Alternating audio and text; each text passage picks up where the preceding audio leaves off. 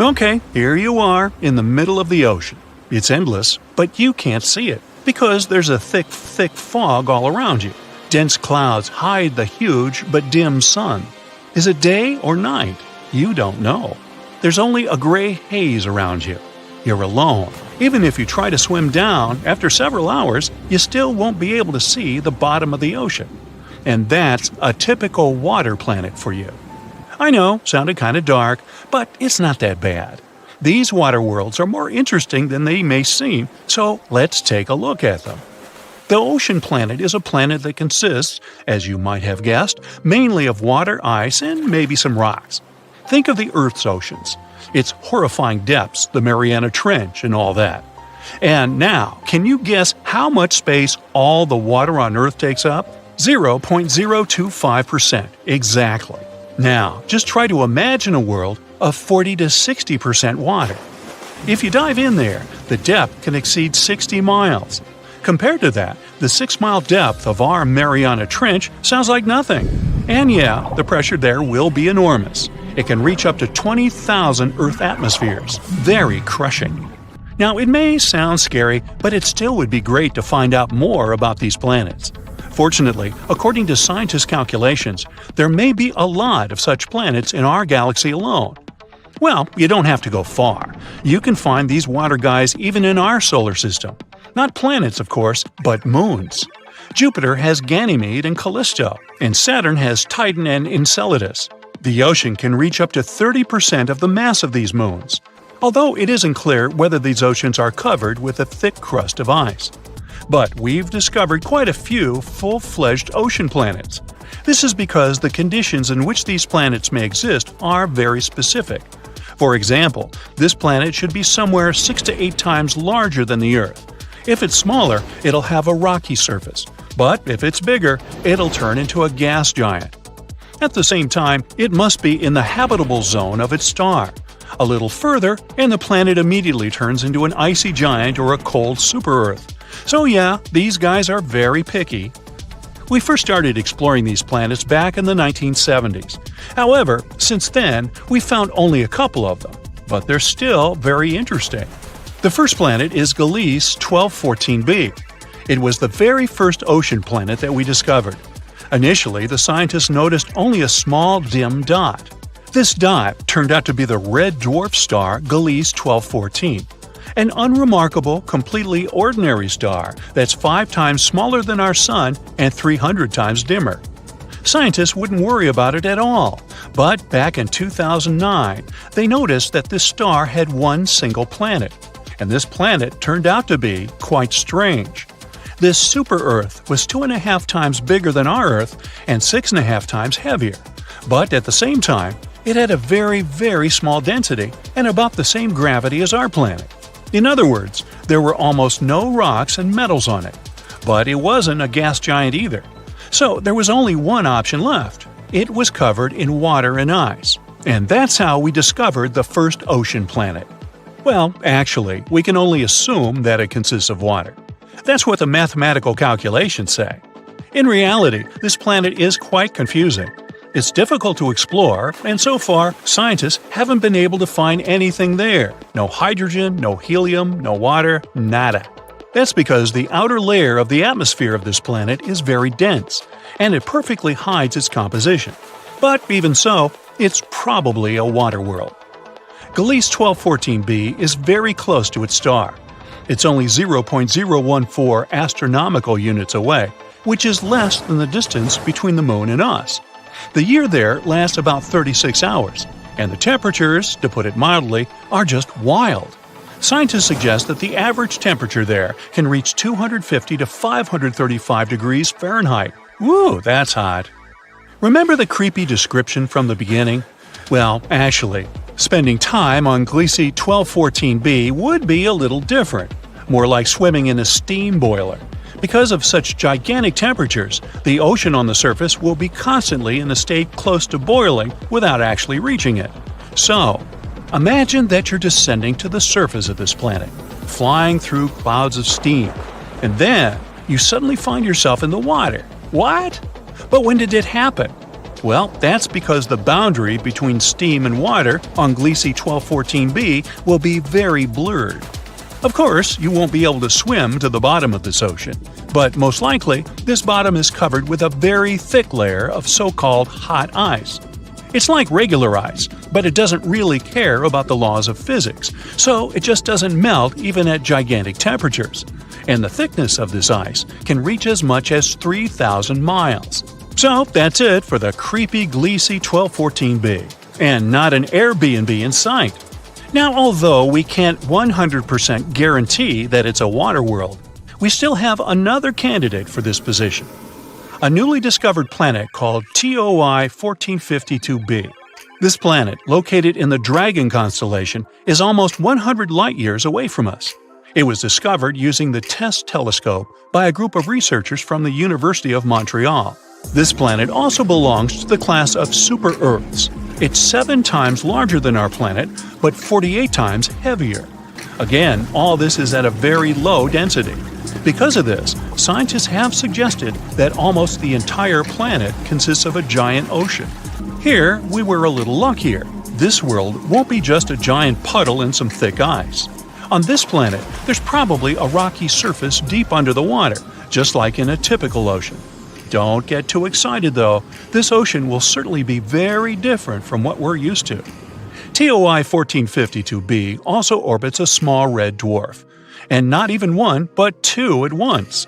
At the same time, if the previous planet was close to its sun, then this one, on the contrary, is very, very far away. It's 2.5 times farther from its stars than Pluto is from the sun, and it moves at great speed. A year there lasts only 11 days. But we still don't know many things about this planet. We'll probably get some new information when scientists observe it from the James Webb telescope. Well, that's it. Wait, did you expect something else? Alright, I know the question that bothers you the most. Can there be life? Well, this is a difficult question. We all know that water means life, and besides, these planets are in the habitable zones of their stars. So, potentially, yes, there might be life. Not some full-fledged civilizations, of course, but bacteria, fish, and some creepy giant monsters. I mean, why not? However, this is very unlikely. Water alone isn't enough to create life, even though it's very important. There should also be some microelements and some minerals. And unfortunately, for most water planets, the composition will only consist of water and very thick ice. There won't be any minerals there. But don't give up. There's still some probability. First of all, there are meteorites and comets. They can bring the necessary minerals to the planet.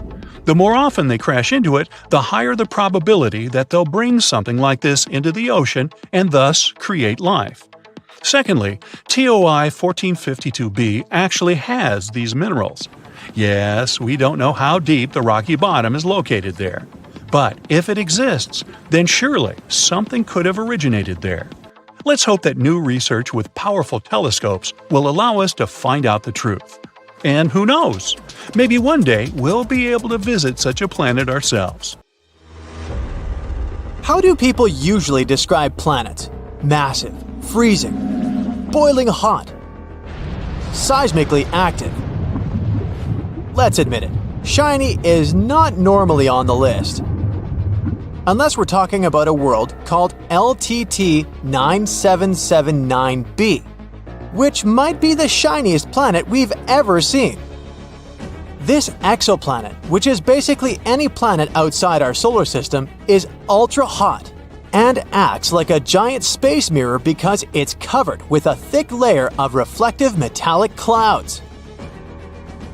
This unusual world is located about 264 light-years away from our planet.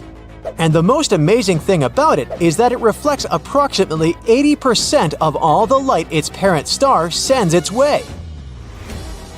For comparison, Earth reflects a mere 30% of the light it gets from the Sun. The bizarre exoplanet is even more reflective than the shiniest planet in the solar system, Venus, which reflects around 75% of sunlight due to its thick clouds.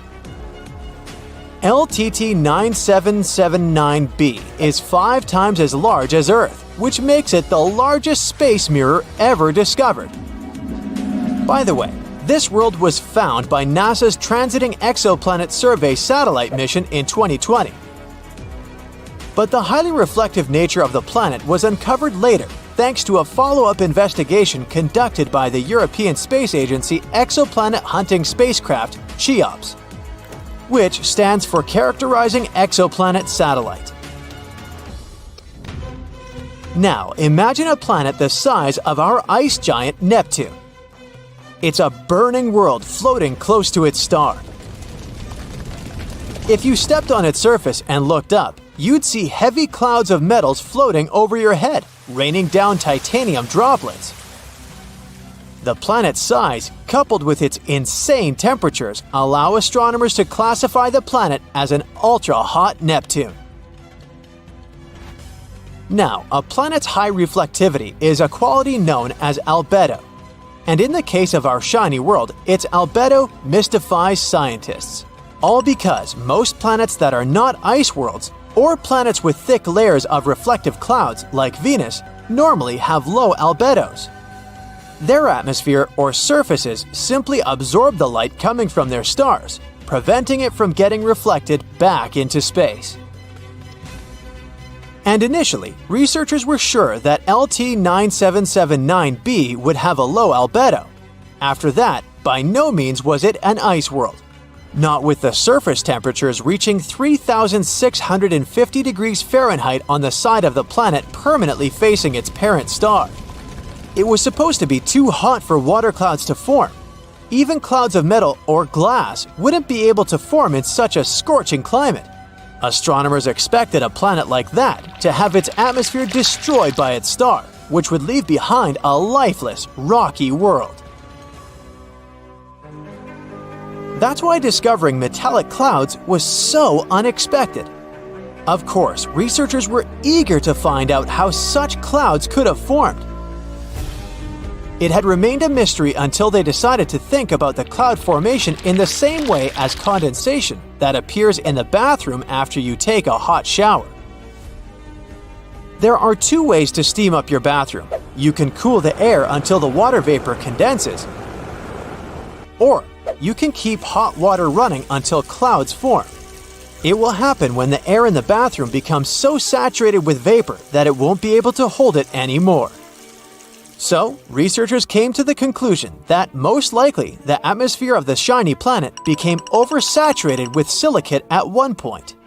And then, metal started vaporizing due to boiling hot temperatures on the permanent day side of the planet. But if you think that the reflective nature of LT 9779b is its only unusual feature, you might want to hear this. The exoplanet is an example of an extremely rare planetary type, and ultra-hot Neptune. Astronomers have been searching for such planets for decades, but those preferred to remain a mystery.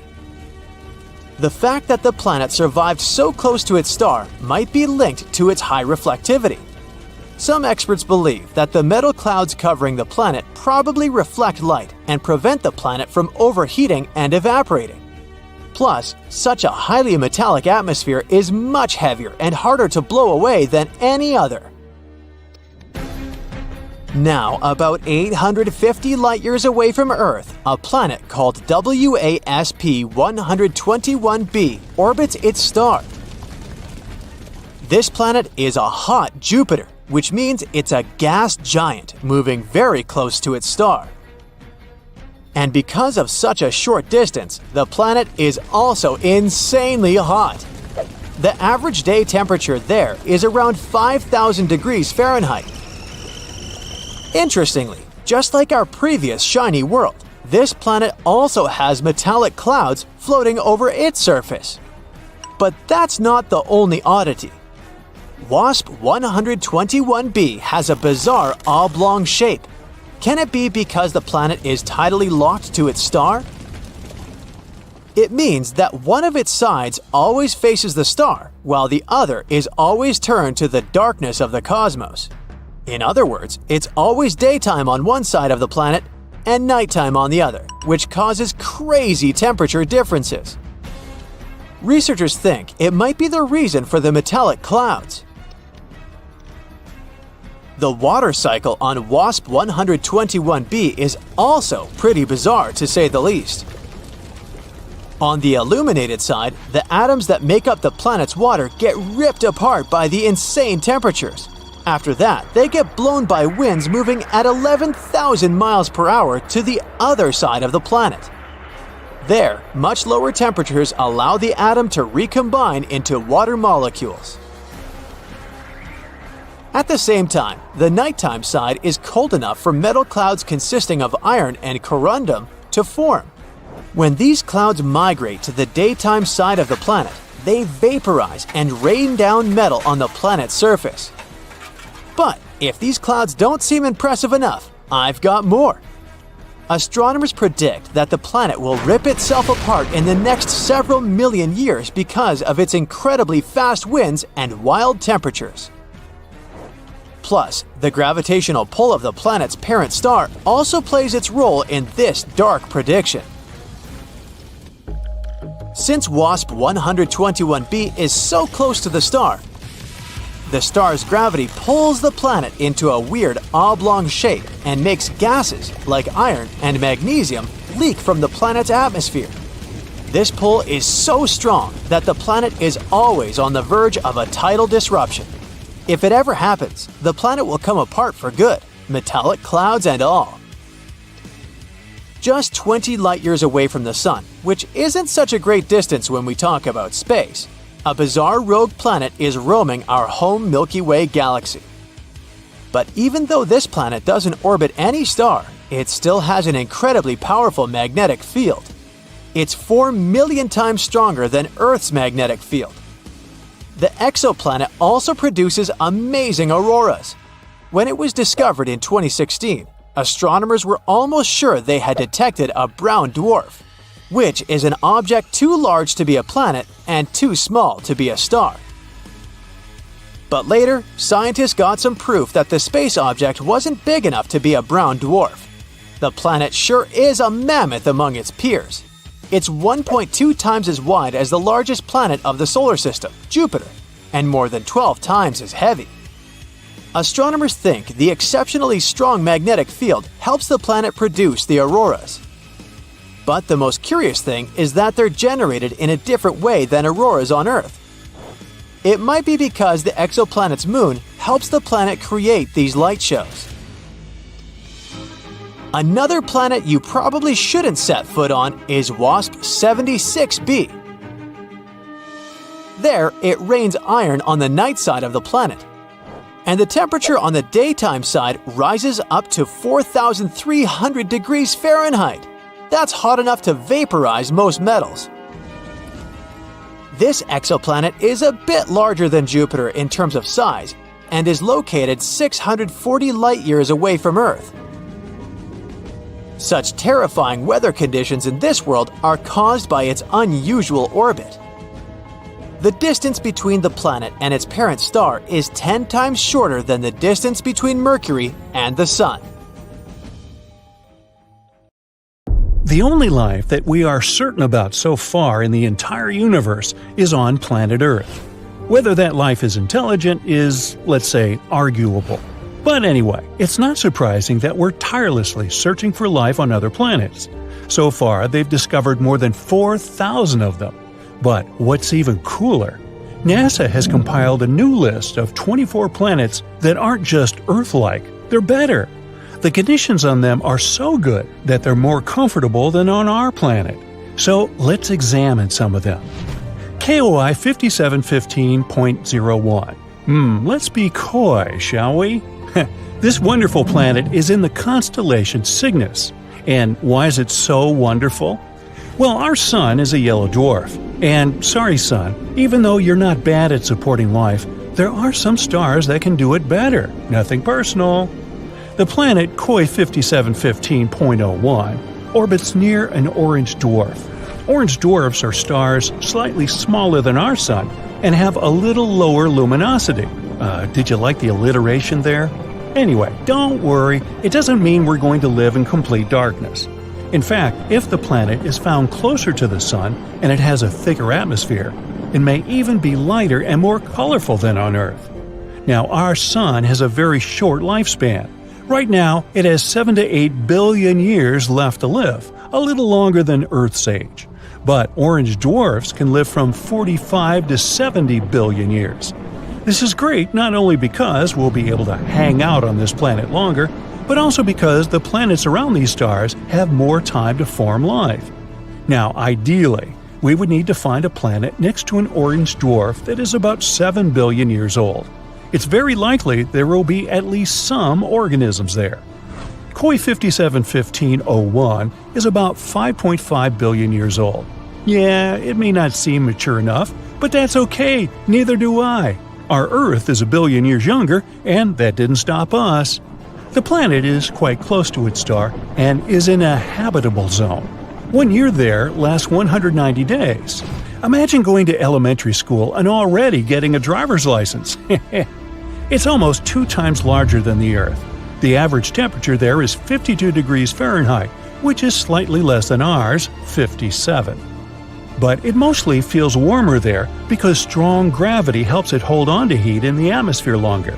It's a little too far away though, like 3,000 light-years from Earth, which is about 18 quadrillion miles. Yep, better bring a really big lunch with you. Koi 3010.01. This planet is found next to the star Koi 2010. This planet sounds like a very pleasant world. The average temperature on this planet is 67 degrees, so a little warmer than ours, but that's a good thing. Scientists believe that on a perfect planet, the temperature should be just about 10 degrees hotter than on Earth. The more heat there is on the planet, the more comfortable it is to live there. Also, the higher chances of developing life. The radius of this planet is nearly 1.5 times larger than Earth. There's some atmosphere, although we're not yet sure about its composition, but it's probably like the Earth's. Scientists think that we'll find an ocean there, and it can cover up to 60% of the surface, which is also cool. In a perfect world, water and land should be distributed more evenly than on our planet. A little more land means a little more territory and resources, right? But listen, this planet is actually very similar to the Earth. The semblance is so striking that scientists believe we have an 84% chance to find life there. Of course, not necessarily an intelligent life, but at least some animals. Wouldn't that be cool? Now, what do you think they could look like? Very Earth-like planet, but with stronger gravity. Well, if someone lives there, they're probably big but have a small height and strong little legs. Sounds adorable and scary. But we won't be able to find out the truth anytime soon. So far, for us, these planets are microscopic dots in space. We only have some dry, boring data about them and don't even know what they look like. We'll have to wait until we can find a way to get closer to these planets. Kepler 186f. This is also one of the best candidates for having life. This rather cute planet was nicknamed the Earth's cousin because it does have a strong resemblance. Anyway, these two planets are like sisters, not twins. Kepler 186f rotates near a red dwarf. Red dwarfs are stars even dimmer and smaller than orange dwarfs. Yeah, they'll also live for a very, very long time, but their luminosity is also quite low. However, Kepler 186f is closer to its star than we're to our Sun, so it shouldn't be too dark there. Well, at least not night-like dark. The sky on this planet is sure to be an unusual shade of red, like sunsets on Earth. What do you think? Would you like to live on a planet with an eternal sunset? The size of this planet is about the same as Earth. Not bad, not perfect. Why so? Because the coolest planets are those that are bigger than Earth and have stronger gravity. Now you'll probably say, but wouldn't it be harder to walk there and even harder to get out of bed on Monday? Of course. But on the other hand, this planet will pull the atmosphere better. The atmosphere will be thicker and denser. This means more protection from the scary space stuff, more oxygen, and more heat. Not to mention the fact that the bigger planets have more space to settle. Awesome, right? But of course, the Earth's size is also an excellent choice. Another cool fact is that the tilt of Kepler 186f is about the same as ours. It means that there should be stable seasons and a normal day-night cycle. Do you know how important the tilt of the planet is? Let's look at Mars. Mars is also, in fact, found in the habitable zone of our Sun, but its tilt is very unstable, and as a result, the entire ocean that could have been on it once now completely dried up. Today, it's just a red desert, and there's no life there. At least not as far as we know, but you see how important these tiny details are? This planet is also quite far away from us, 490 light-years. That's about 3 quadrillion miles. So yeah, we're just going to keep waiting for intergalactic travel. Kepler 62e and 62f. These planets were called the most Earth-like before we discovered Kepler 186f. They're very comparable to our home. Kepler 62e is about 1.5 times larger than Earth, and Kepler 62f is just slightly smaller than that. They're located in the constellation Lyra, which is about 1,200 light-years away from us. They both also orbit a red dwarf. 1 year on Kepler 62e lasts about 122 days, even less than on that first planet we talked about. Scientists believe that both 62e and 62f are sort of water worlds, warm places mostly, or even completely covered with water. If there is land there, it's probably just some islands. A world consisting entirely of islands. A fantasy dream for some, think Hawaii, and a nightmare for others, think Megalodon. But if you're a fan of ancient marine animals, just imagine how gigantic they could be there. Still, there are many things we don't know about this planet. Does it have a surface? What about its composition, density? One day, maybe we'll be able to answer these questions. And so, that's it for the super-Earths. Of course, the original list is much longer, and you can go check it out on the internet. Now, the best thing about all this is that these are planets that are better than the Earth. But we also know thousands of other exoplanets that are just close enough to ours. And the odds are, a few of them have at least some form of life. But they're very, very far away, so we have no way to check it out right now. Perhaps, down the road, we'll find some cool creatures on many of them. Scientists keep finding new planets they call super-Earths. It's a class of more massive planets than Earth, but way lighter than ice giants, such as Uranus and Neptune. Super-Earths can be made of rock, gas, or a combination of these two. They are often twice or even up to 10 times bigger than the Earth. They're interesting to study, but kinda too far away from us. They're pretty common outside of our solar system, together with other interesting planets like mini Neptunes. Those can also be gas dwarfs, ice giants, or huge rocky bodies. But again, we don't have anything like that. But something we do have that those other solar systems don't? Jupiter. It's the biggest and heaviest object that orbits our sun. This king of planets possesses a powerful force to dominate our solar system. Jupiter is notorious for eating planets. A protoplanet slammed into it about 4.5 billion years ago, when Jupiter was still a young planet in its early stages. This protoplanet was 10 times heavier than Earth and was made of ice and rock. The collision was huge. Jupiter's core broke apart, and helium and hydrogen mixed with denser materials. Through time, the heavy material settled back into the dense core, which is what we see today. And if it swallowed a planet before, it might keep doing it as well. We suspect our solar system used to have many more large planets than it has now. For example, it's kinda empty around Mercury today. Similar areas around many other central stars are definitely more packed with intermediate mass planets, with the size between Earth and Neptune. Our solar system was a chaotic place at its beginnings. Young stars were surrounded by swirling disks of dust and gas, and planets would form out of that debris, something like trees when they're springing up from the ground. Small rocky planets would form in the strong heat and light close to stars, while gas giants would form farther out, where temperatures were lower, which means they could preserve more gassy materials. And even though planets in our solar system seem pretty stable and peaceful today, following their orbit, they weren't that calm before. Some planets didn't have a circular orbit. They had oblong, more eccentric paths. It took them swinging first toward their stars and then farther away. It was like they had been thrown off kilter by the gravity of other planets on their way. There's something called the grand tack theory. It explains things happening in the first few million years when our solar system was forming.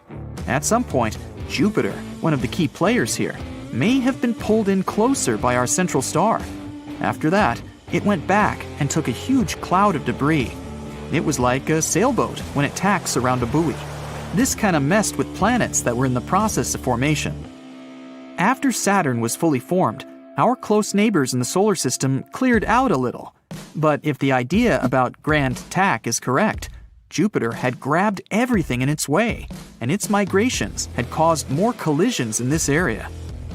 Jupiter might have delivered some of the water that now fills the oceans we have on our planet. It shepherds plenty of asteroids. From time to time, it sends some whizzing into interstellar space, or amongst the planets in our solar system. It may have even taken part in the dinosaur extinction 66 million years ago. When the huge space rock hit the Earth, it left a crater off the coast of the Yucatan Peninsula in Mexico. It all caused earthquakes, volcanic eruptions, and tsunamis that made a huge impact on all animal and plant life on Earth. No one knows where it came from. We're not even sure if it was an asteroid or a comet. One theory says it may have been a comet that came from the Oort cloud, which is made of icy debris and is located somewhere at the edge of our solar system. It could have been bumped off course by Jupiter and its powerful gravitational force. This way, our solar system was like a pinball machine, where Jupiter, the biggest planet, kicks incoming comets into orbits that send them closer to the Sun. When these comets are near the Sun, they can go through strong tidal forces that break them apart and eventually create shrapnel-like pieces of a comet. That event was a point when our mammalian ancestors started to rule. That means without Jupiter, there might not be us either, nor the Earth. It seemed like our biggest planet came swinging in, destroyed older planets, and cleared the way for smaller worlds like ours. Jupiter may have been the reason why we can't find Planet 9 right now.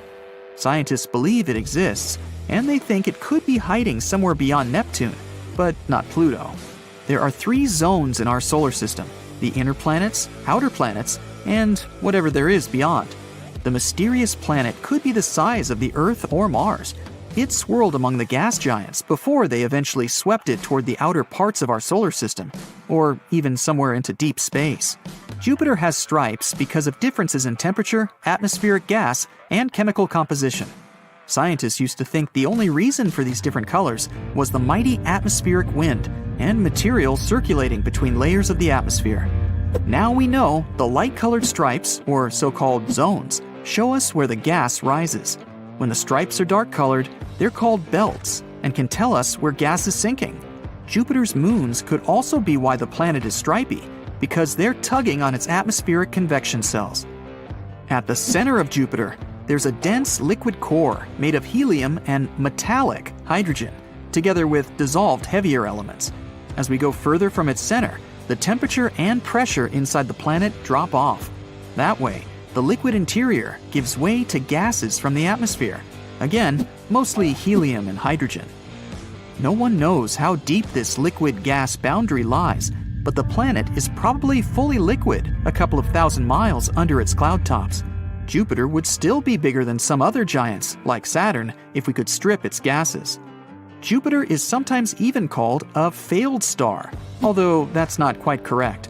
It's mostly made of hydrogen, like regular stars, but it's still not massive enough to start thermonuclear reactions in its core, which would eventually turn it into a real star.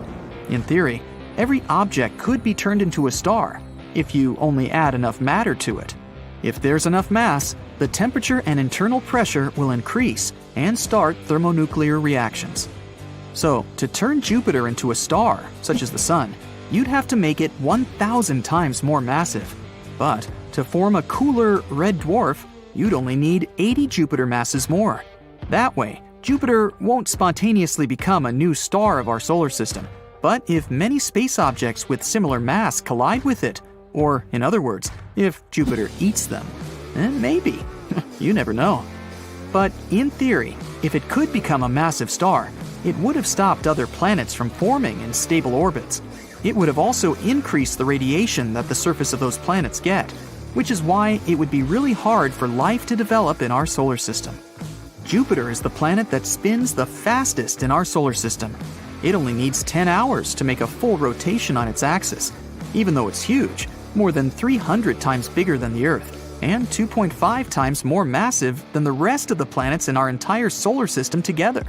But if it got more massive, it would shrink. More mass would make Jupiter denser, which means it would begin pulling in on itself. So it could get 4 times its mass and would still be the same size. Extremely hot and insanely fast. Yeah, that's me. Oh wait, you mean the space thing. Okay, first, they discovered Peg 51, an exoplanet that orbits a star similar to ours. An exoplanet is any planet outside of our solar system that orbits a star that's not the Sun. This planet was completely different from anything we've ever found. Almost the same diameter as Jupiter, but half the gas giant's mass. It took only 4 days for this exoplanet to orbit its star, which seemed impossible. It was definitely too fast for something so massive. And then, scientists started finding something they've named hot Jupiters all over space. Lots of heated gas giants were located only a couple of million miles away from their stars. Sometimes, there were a couple of space bodies orbiting their stars pretty closely, and many were a few times bigger than Earth. Solar systems where they found hot Jupiters are not like ours. We have a neat system with smaller rocky planets on the inside and big gas giants on the outside. And almost all of them peacefully orbit the Sun, following their trajectories. Everything is in order. When a star is at the earliest stage of its formation, it creates a disk of gases, debris, and dust surrounding it. It's called an accretion disk. These gases slowly get pulled into the star because of its gravitational forces, and this leads to some kind of a stellar whirlpool. The outer parts of the disk are more gas-dense than the center. With time, the whirlpool effect gets even stronger. The same thing happens with hot Jupiters, which causes these gas giants to start orbiting much faster than usual. This also carries it further toward the star in a tightening spiral. Luckily, our Jupiter didn't become a hot Jupiter.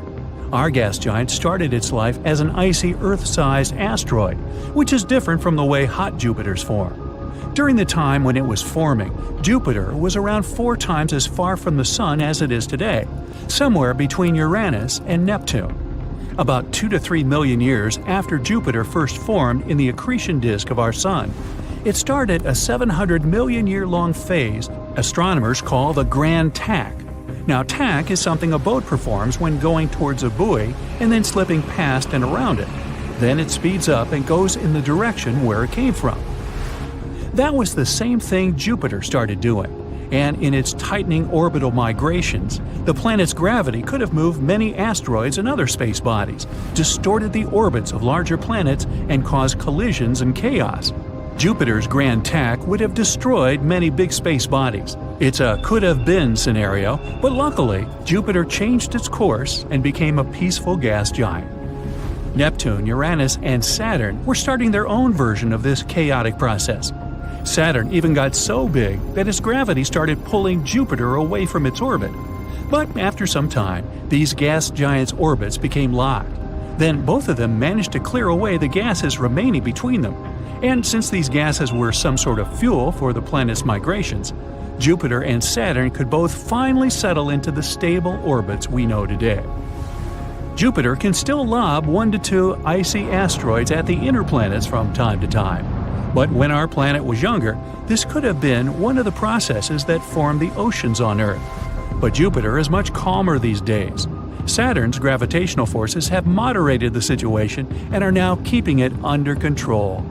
Now, Jupiter is our protector. It's 2.5 times the mass of the other planets of our solar system combined. It's some sort of a gravitational shield orbiting around the inner part of the solar system. Jupiter redirects incoming debris and asteroids away from the inner planets, Mercury, Venus, Earth, and Mars, keeping us all safe. Because of this, Earth has always been protected, so our planet has had enough time to evolve complex life forms. And it hasn't been destroyed by asteroids, hot Jupiters, or other space bodies. Jupiter wasn't the only planet that could have collided with Earth. Scientists think Mercury might have been involved in a hit-and-run accident with our planet. Mercury is the innermost planet in our solar system. It's the closest to the Sun and the smallest planet out there. And it also keeps getting smaller. Nowadays, its diameter is around 9 miles smaller compared to its size 4 billion years ago. Scientists think this might be happening because the planet's core is made of iron, and this iron is cooling and becoming solid, which is slowly reducing the planet's size. Mercury is the planet with the biggest number of craters in our solar system. Its atmosphere is really thin, so it can do nothing to keep the planet protected from meteors.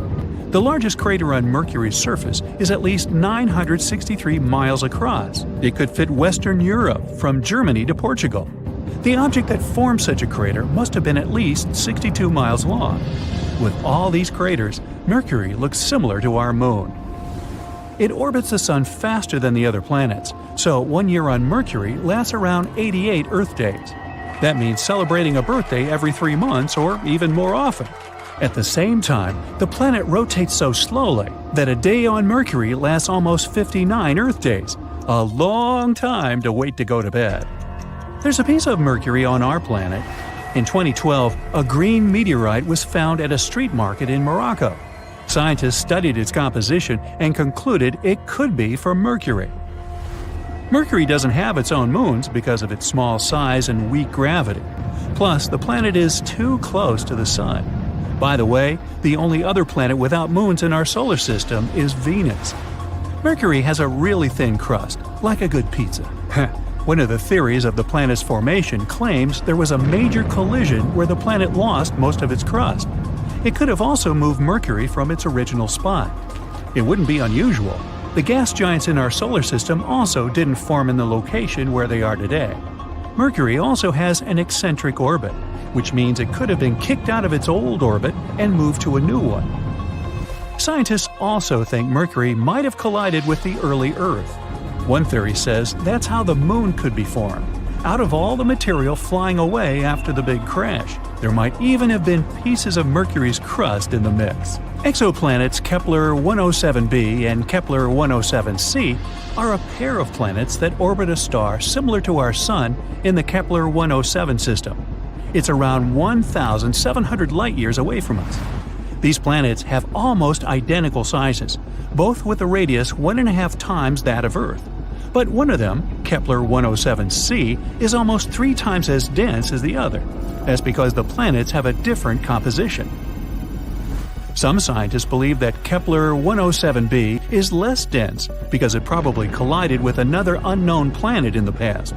This powerful hit took away part of its surface and left behind a very dense core rich in iron.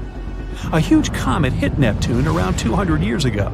But since Neptune isn't a rocky planet with a thin atmosphere like Mars or Mercury, it's harder to find evidence of this impact. But a comet called Shoemaker-Levy 9 broke apart in 1994 and smashed into Jupiter. Astronomers managed to record this event. It helped them learn more about the elements and molecules the collisions left in Jupiter's atmosphere. This information helps scientists realize that the amount of carbon monoxide in the upper layers of Neptune's atmosphere is higher than in the lower ones. This means a big comet likely hit the planet in the past, since comets have carbon monoxide in their icy tails. Something huge slammed into Uranus, too, changing the planet forever. A space object twice bigger than Earth hit the ice giant. This left the planet tilted, and it looks as if it's rotating on its side. Uranus is extremely cold, way colder than it's supposed to be. It might mean that the object that slammed into it was probably a young protoplanet made up of ice and rocks. Also, some of the debris from that collision may have created a thin shell around Uranus. It still traps the heat coming from the core of the planet. There are strange energy pulses bombarding our entire galaxy, and they come from the other side of the universe. Over the last decade, scientists have been observing bizarre flashes of light coming toward our planet. This phenomenon is called fast radio bursts, or FRBs. These signals travel through a couple of billion light-years of dust and gas. That's a rather long way. So far, no one has figured out what's going on behind these bursts. Bang! Another hit on Jupiter.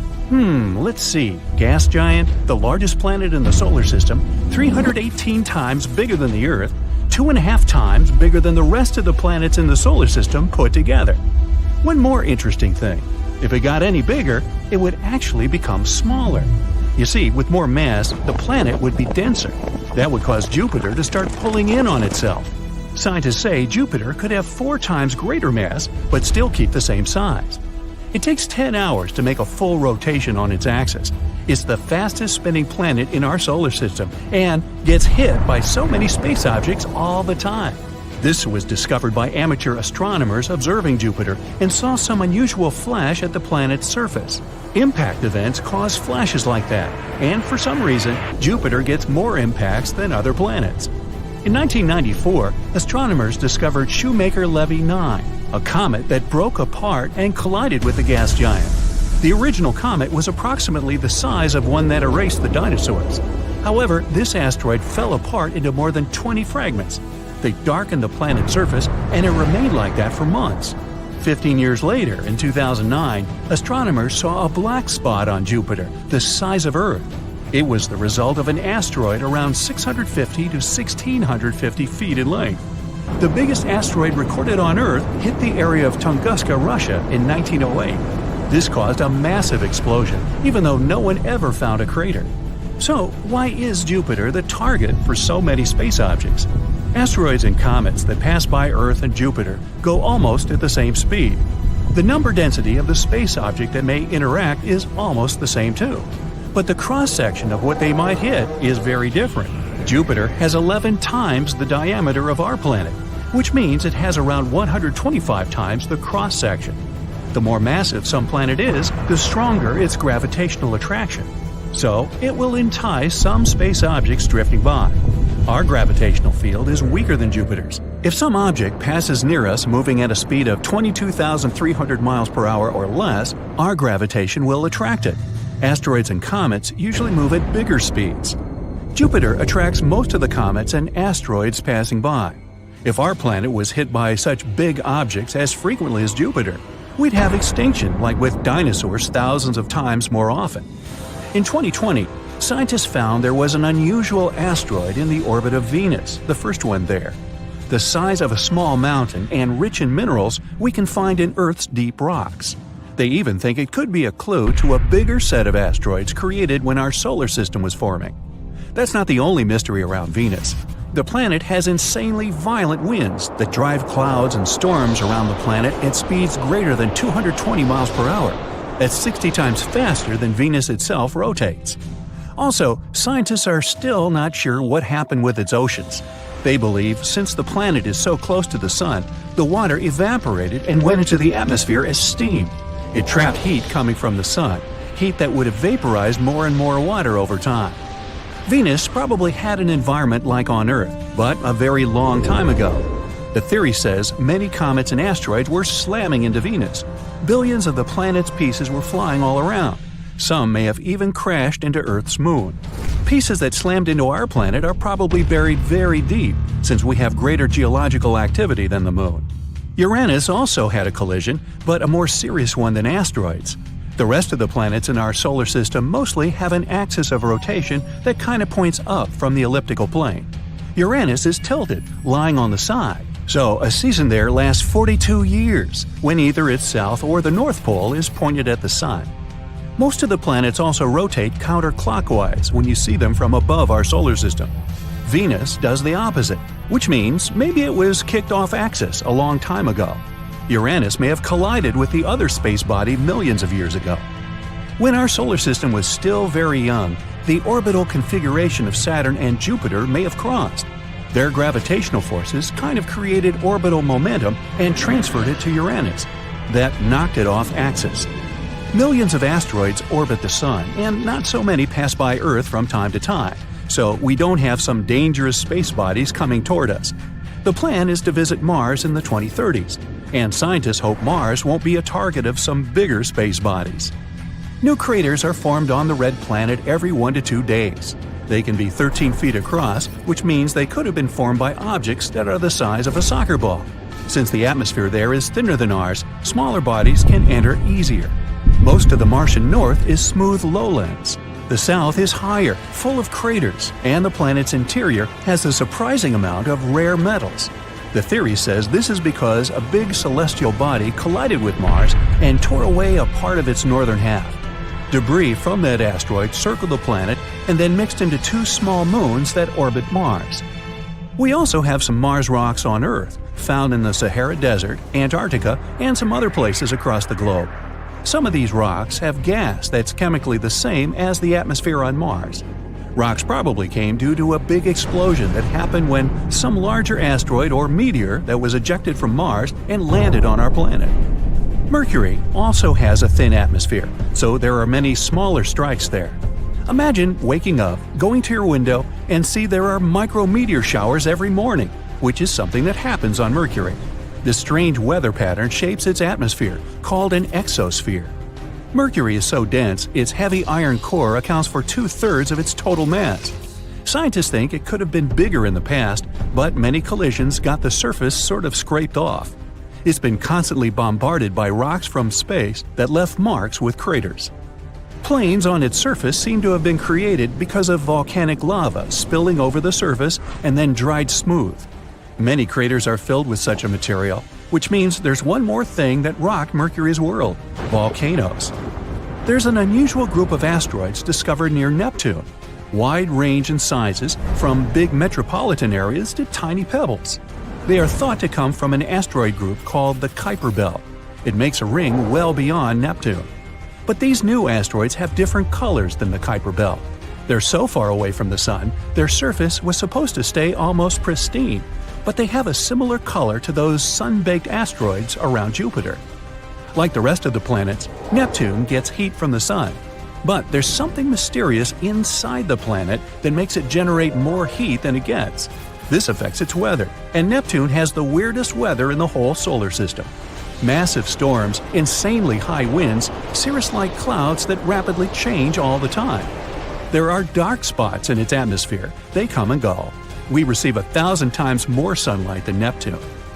Gas giants like Saturn and Jupiter can protect our planet from asteroids. Without them, the big impacts that created enough debris to form both moons and other planets would happen more often. There's a huge asteroid going around Saturn, which could be a potential flyby by 2031, more than 10 times bigger than the asteroid that erased the dinosaurs.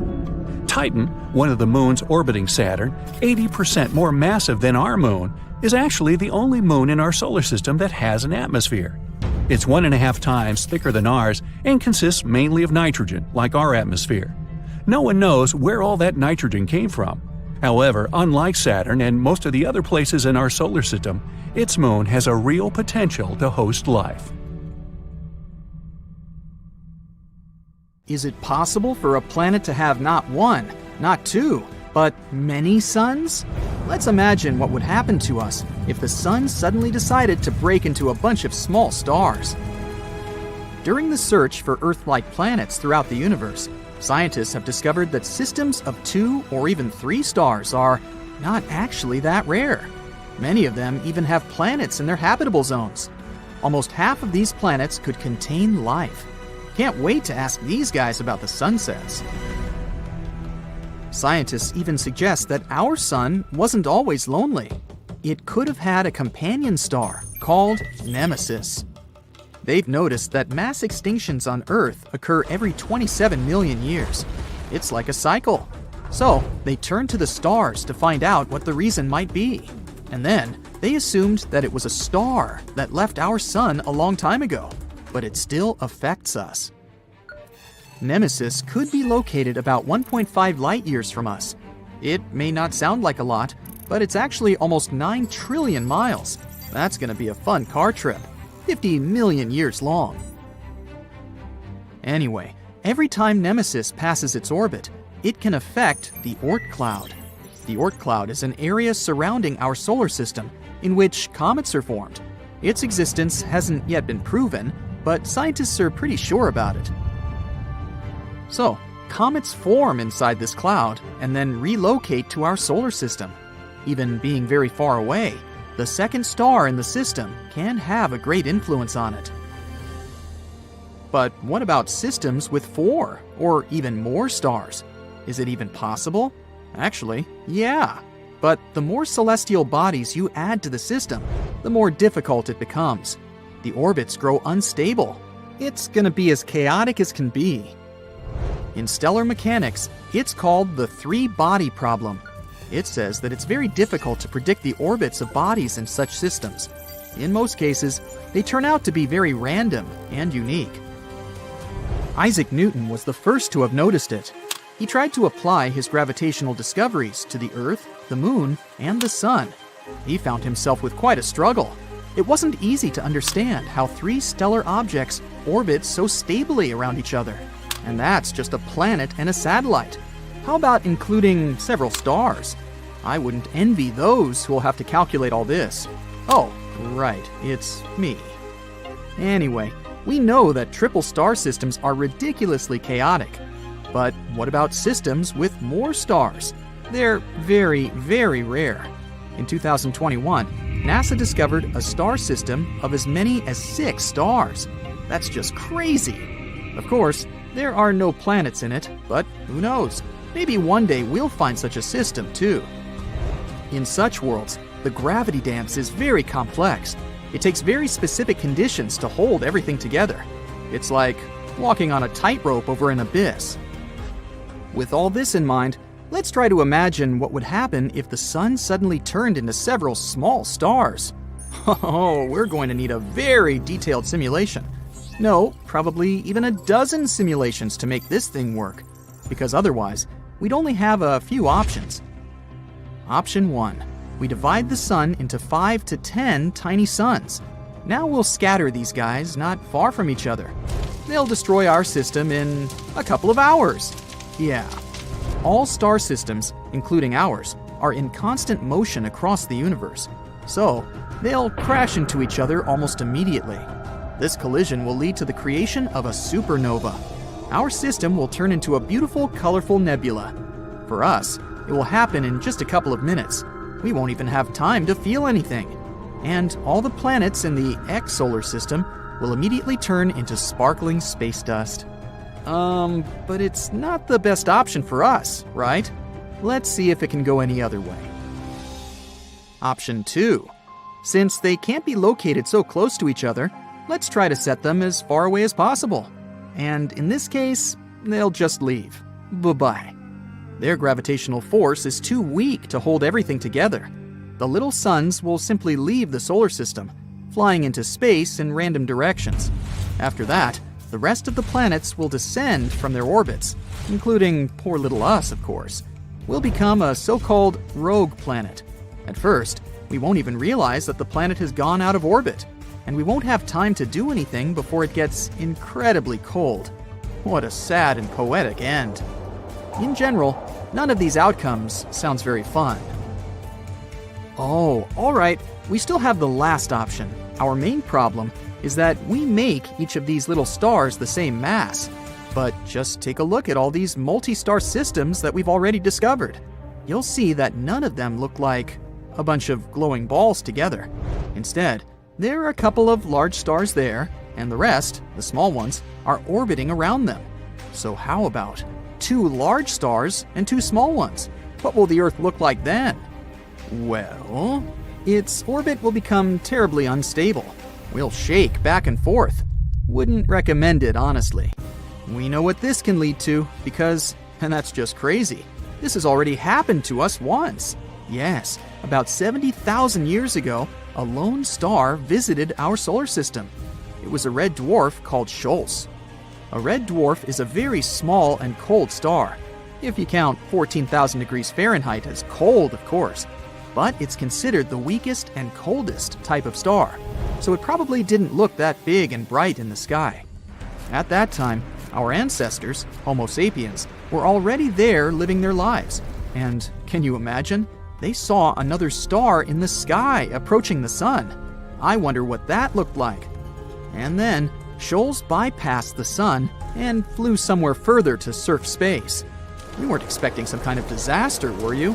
If it had happened, you wouldn't have had a chance to watch this video right now. But from this story, we can see what happens to the Earth during such stellar events.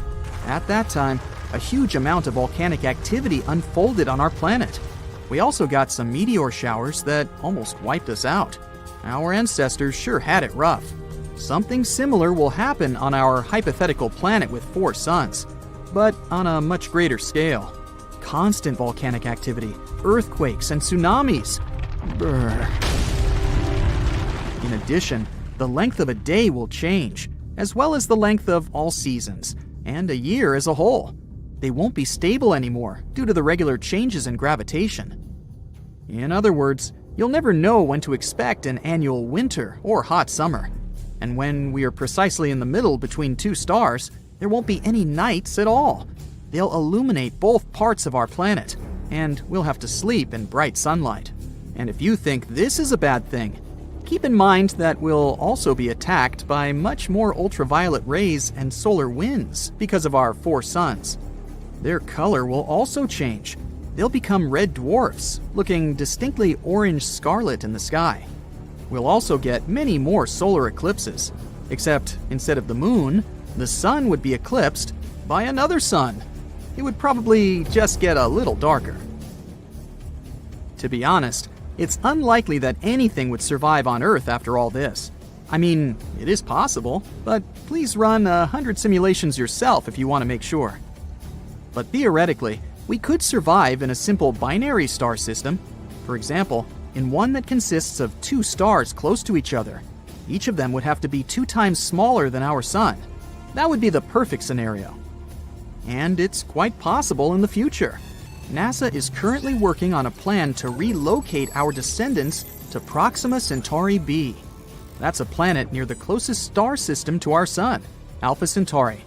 And who knows, maybe one day in the future, we'll really move there. Then we'll see what it's like to live with several suns. There's only one star in our solar system, the Sun. And all the planets orbit this star. But there are also systems where a planet orbits 2 suns. For example, Kepler 16b. It's an inhospitable and cold place, made of half rock, half gas. But the coolest thing there is that if you visited this planet, you'd see 2 sunsets and have 2 shadows. But astronomers seem to have found something rarer and more bizarre. There might be a planet that orbits 3 stars at once. The GW Orionis star system is around 1,300 light-years away from our planet. It's composed of 3 orange rings. They're made of dust and nested inside one another. In the center of this system, you can see 3 stars. 2 of these stars are binary.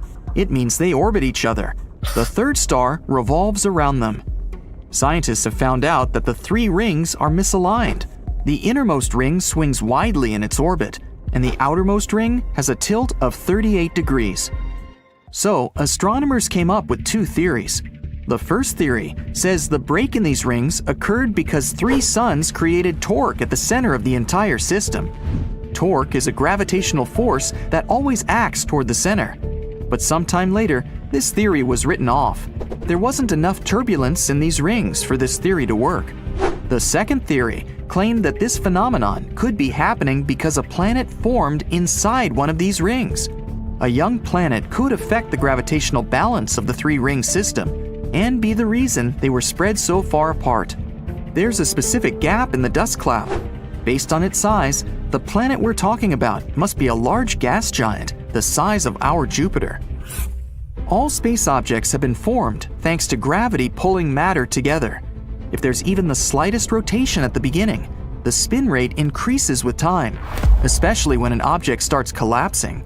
That's why all space objects rotate, including dust particles and even black holes. Black holes lose their mass because of a thing called Hawking radiation. Their event horizons are becoming smaller, but this process is very, very slow. A black hole's event horizon is a point of no return.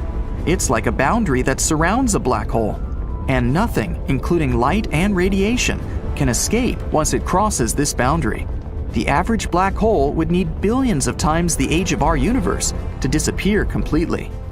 Our home Milky Way galaxy might also contain a supermassive black hole, but we're in no danger. One of the closest large black holes, V4647 Sagittarii, is most likely 20,000 light-years away. It's safe to observe the effects black holes create from a distance.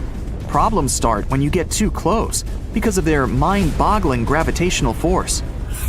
Galaxies can consume one another, which is one of the ways how they evolve over time. Our closest neighbor is called Andromeda, and it's currently munching on one of its satellite galaxies.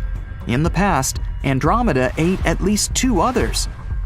Plenty of star clusters are scattered all over this galaxy. Andromeda must have stolen these stars from other galaxies.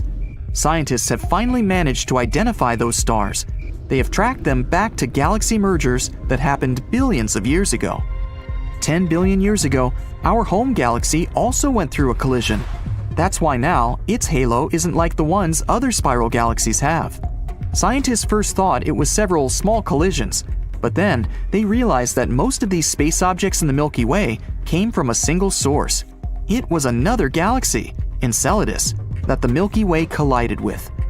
The Milky Way and Andromeda galaxy might collide, but it's unlikely to happen in the next 4.5 billion years. Neutrinos are electrically neutral particles that are so powerful that they can go through miles and miles of lead, and nothing will stop them. Some of them are passing through your body as you're watching this. Neutrinos get formed both in the nuclear reactions inside alive stars and in the supernova explosions when stars go out. These particles are nearly massless. They need less than 3 seconds to get to the surface of the sun, and then they can reach our planet in only 8 minutes. There's a planet, TOI 1231b, around 90 light-years away from Earth. It's similar to our Neptune. It's a gas giant, but the most interesting thing is that this planet is likely to be rich in atmosphere. The planet is over 3.5 times as large as Earth and a bit warmer than we're used to, 134 degrees Fahrenheit. It orbits a red dwarf star, way smaller than our sun. But this star is also much older. 1 year on the planet is only 24 Earth days long. Even though the planet is close to its parent star, it remains relatively cold. That's because its star is on the cooler side too. Astronomers think they've seen clouds in the atmosphere of this mysterious planet, and maybe they're even made of water. This star and planet system is moving away from Earth pretty fast. That's why scientists easily detected hydrogen atoms that were escaping from the planet's atmosphere. Yep, that means the planet may even have a tail. A hypothetical white hole is a bizarre space object that is the opposite of a black hole. It's intensely bright and was first mentioned by Einstein in his theory of gravity. Most often, scientists talk about white holes in the context of wormholes. There's a theory that a black hole is like some sort of entry point to a tunnel that takes you through space and time. In this case, a white hole might be an exit located somewhere else in the universe. On the other hand, white holes don't necessarily need to be exits from wormholes. They could also be a slow-motion replay of how original black holes were formed. So, the formation of a black hole starts with an old massive star. After it collapses under its own weight, it usually turns into a black hole.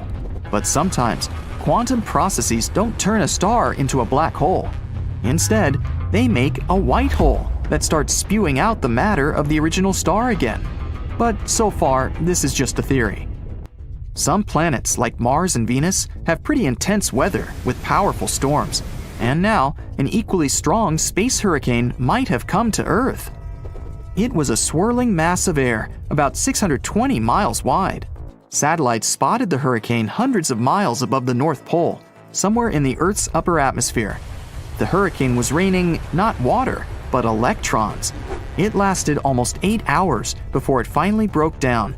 It was spinning in a counterclockwise direction. It's possible there are oceans hidden under the surface of the moons surrounding Uranus. Scientists have also been investigating the oceans on Jupiter's moon Europa and Saturn's moon Enceladus. These oceans are hidden below the moon's icy crusts. Uranus has 27 moons. 5 of them are especially big. Those are Umbriel, Titania, Oberon, Miranda, and Ariel. Back in the 1980s, when people sent Voyager 2 to get us some images of these 5 moons, scientists found out that they had lots of craters and were made up of ice and rock. Pictures astronomers got then also showed signs of liquid water. It was erupting from the moon's depths and freezing on the surface. One of the most plausible explanations was the oceans under the surface. As a moon moves around a planet, the magnetic field of that planet tugs at it. That is how the moon stays in its orbit. This tug generates an electrical current that transforms into a magnetic field. Such a magnetic field is called induced, and subsurface oceans might be the reason why this induced field can be produced. Saturn is well known for its famous rings, but Neptune, Uranus, and Jupiter also have rings. At the same time, Saturn has something really special we've never seen on any other planet.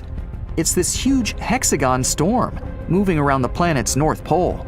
Each of its sides is almost 7,500 miles long. That's an area so great, we could place almost 4 Earths inside.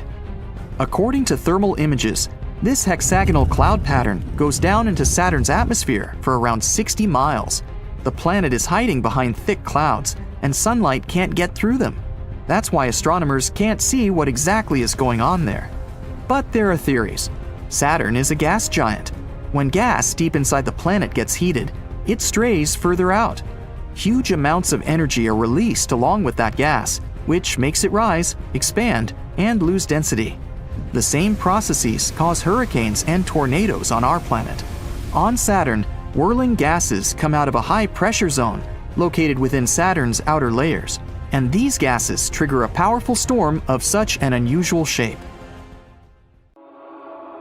2 bright beams of sunlight are traveling across your forehead, cheeks, eyes. Ooh! You scrunch up your face and sneeze loudly. It would be nothing unusual if the sun's rays weren't coming from 2 different stars.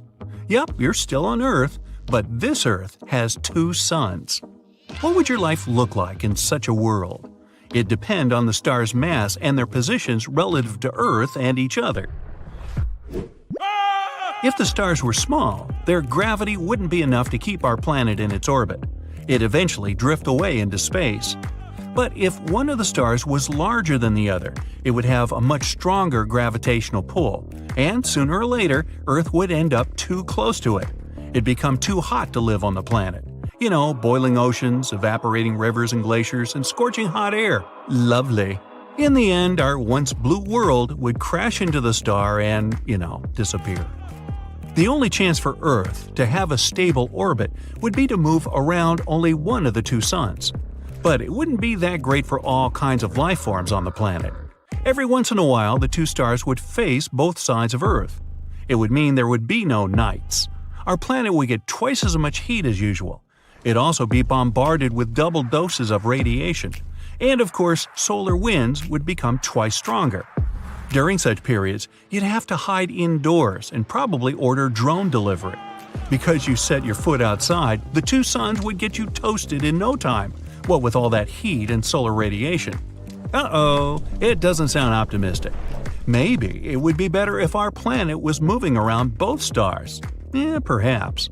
Its orbit would be rather unstable in this case, and still, it would be better than experiencing crazy heat waves every now and then. But in this situation, the stars would have to be close to each other, and Earth would most likely travel too far away to get enough heat to keep its water liquid. If our planet had been developing in such conditions from the very beginning, now it would be just a frozen rock with no life on it. How about the most optimistic scenario? Our planet would get itself 2 similar-sized stars, and each of them would be more than half as powerful and bright as our current sun. By the way, it sounds rather realistic. Such equal-mass double stars do exist. Their common gravitational pull would be just enough for Earth to not fly out into space, and the amount of energy our planet would get would be more or less the same as it receives now. But the combined mass of the stars would be about 1.5 times the mass of our current sun. It would mean their gravity would also be stronger, and 1 year on the planet would be shorter. It'd last not 365, but around 280 days. But Earth would only feel comfortable if it was at least 4 times farther from its stars than they were from each other. Then our planet would happily move around their common center of mass.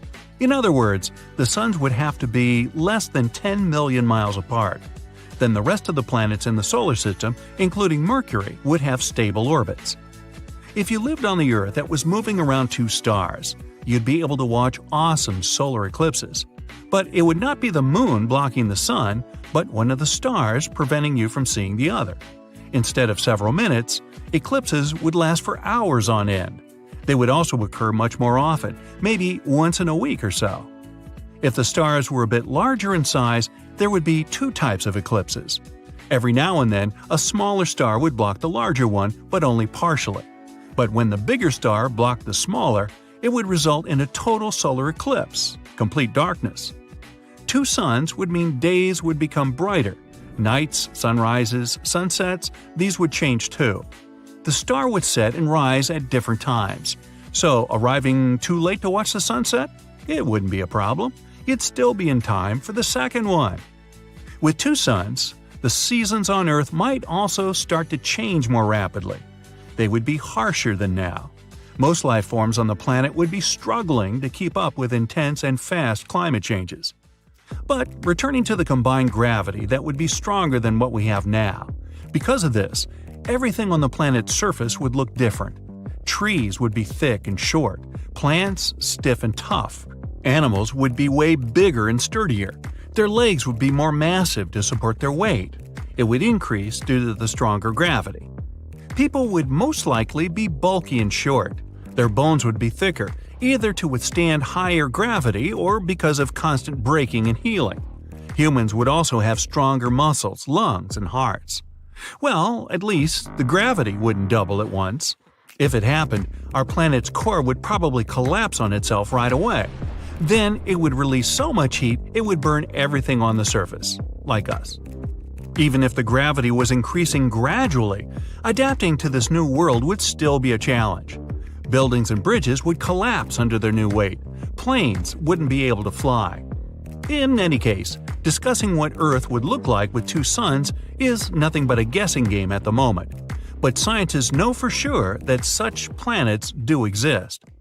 Kepler 16b was discovered by the Kepler Space Telescope. The planet, the only one astronomers know about so far, orbits two stars.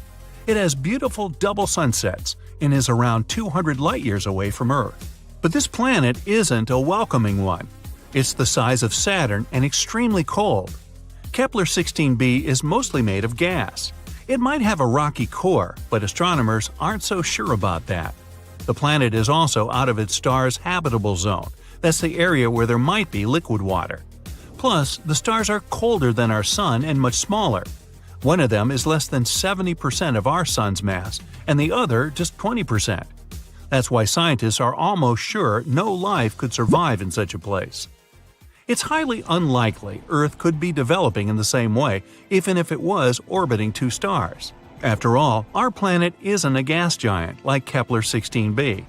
But if this had somehow happened, Earth's fate would be very different now. The temperatures on the planet's surface would be lower than minus 100 degrees Fahrenheit. All water would be frozen, and the chances are Earth would never have turned into the blooming green paradise we live in. At the same time, our Sun might have had a companion long ago. It could be Nemesis, a theoretical dwarf star. If it had been a white dwarf, just a teaspoon of its matter would have weighed more than 5 tons. It's almost as heavy as an elephant. White dwarfs are extremely dense. They can be the size of our planet, but as massive as our Sun. Such a dwarf star could be responsible for several mass extinctions on Earth. Scientists think it could somehow affect objects in the outer solar system. It's the region which is home to giant planets, Jupiter, Saturn, Uranus, and Neptune, and their moons. Anyway, Nemesis could push different space bodies off their course. Then it probably hurtled them toward Earth, where they collided with our planet and caused terrible disasters. It's just a theory, though. Many scientists don't support it, and astronomers haven't found any evidence yet. But a 2017 study suggested such a star could exist in the ancient past. Even better, the researchers claimed each star, like our Sun, was once born with a companion. But even if Nemesis had existed all those billions of years ago, it would have broken free of the Sun's gravity quite early in its history, and then it would have wandered off into the Milky Way. Count how many times the word moon is said in this video. Enjoy! There might be moons out there in space. These are moons orbiting other moons. Online, these fascinating hypothetical space objects have already been nicknamed submoons, grand moons, moonitos, moonates, and even moons. They might not exist in our solar system or any other. But some astronomers claim that the concept of a moon bringing up its own baby moon is quite plausible. The thing is, in all planetary systems we know about, natural satellites occur in a strict order. Planets orbit stars, and moons move around planets. But then, why can't submoons orbit moons? Take Earth's natural satellite. It's so massive that some astronomers even want to call it a planet in its own right. Then why shouldn't this planet-sized moon have its own satellite? In a new paper, a couple of researchers looked for a mathematical answer to the puzzle of moons.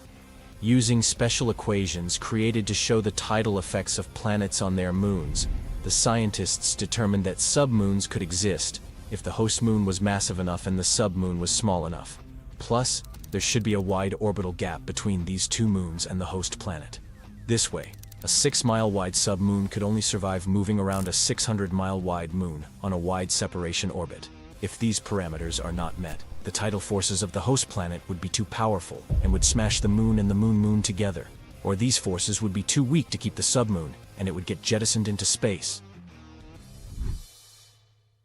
Based on these conditions, there are quite a few natural satellites in our solar system that could hypothetically host baby moons of their own.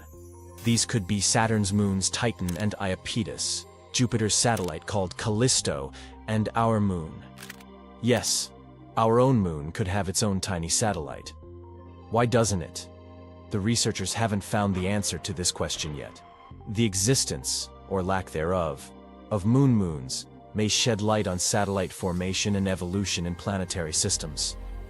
But once we find the answers we're looking for, the next logical question may arise. Can a moon have a moon of its own? If so, what name would be the most suitable for such a space body? A great grand moon? Write your variants in the comments. Besides hypothetical moons, there are loads of other bizarre things in the universe, the existence of which we haven't proven yet. Hypothetical nuclear pasta is one of them. If it does exist, nuclear pasta is the strongest material in the entire universe. It forms from the leftovers of extinguished stars when this substance gets squeezed into spaghetti-like tangles of material. It can theoretically break, but according to estimates, it could only happen if you applied 10 billion times the pressure you'd need to shatter steel.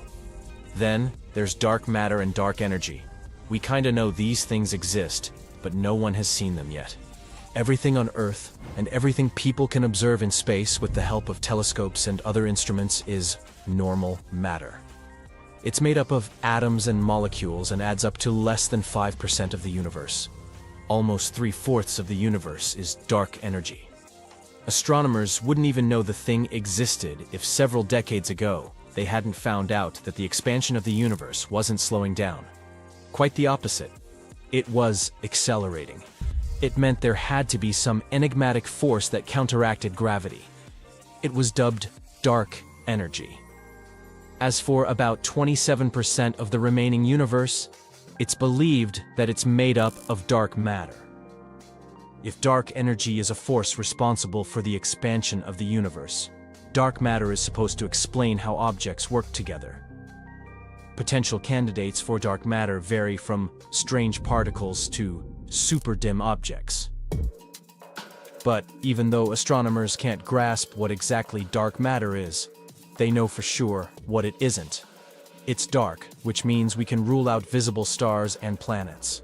It also can't be dark clouds of normal matter, otherwise, scientists would be able to detect it. Dark matter is not antimatter. Astronomers don't see unique gamma rays that appear when antimatter comes in contact with matter. And neither is dark matter gigantic, galaxy-sized black holes. There are a few theories about how the moon appeared in the sky, and recently a new idea has popped up. But before we discuss this newcomer, let's look at the most popular hypotheses of the moon's formation. The capture theory claims that Earth's natural satellite used to be a wandering body, something like a large asteroid. It had formed somewhere else in the solar system before it was captured by our planet's gravity when passing nearby. The accretion hypothesis suggests that the moon formed in orbit around Earth at the same time as our planet appeared in the darkness of the cosmos. Then, there's the fission theory that says that at one point in its development, Earth was spinning so fast that some of its material broke away and started to orbit the planet. And the giant impact theory, which is the most popular these days, claims that the moon formed during a collision between Earth and another hypothetical planet called Theia, which was way smaller, probably the size of Mars. The resulting debris collected in an orbit around Earth and formed the moon. And now, let's move to the new theory you've been patiently waiting for. According to it, our satellite might have formed immediately, in a matter of hours, after the collision between Earth and Theia. The material from the two planets was likely launched directly into Earth's orbit right after the impact. It formed the moon and left traces deep inside Earth. In previous scenarios, Theia's remains were thought to have been scattered all over space, mixing with just a bit of the material coming from our own planet.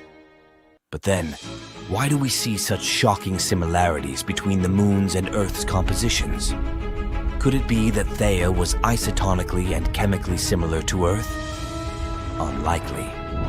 But according to the new theory, more material from Earth was used to create the moon, its outer layers in particular.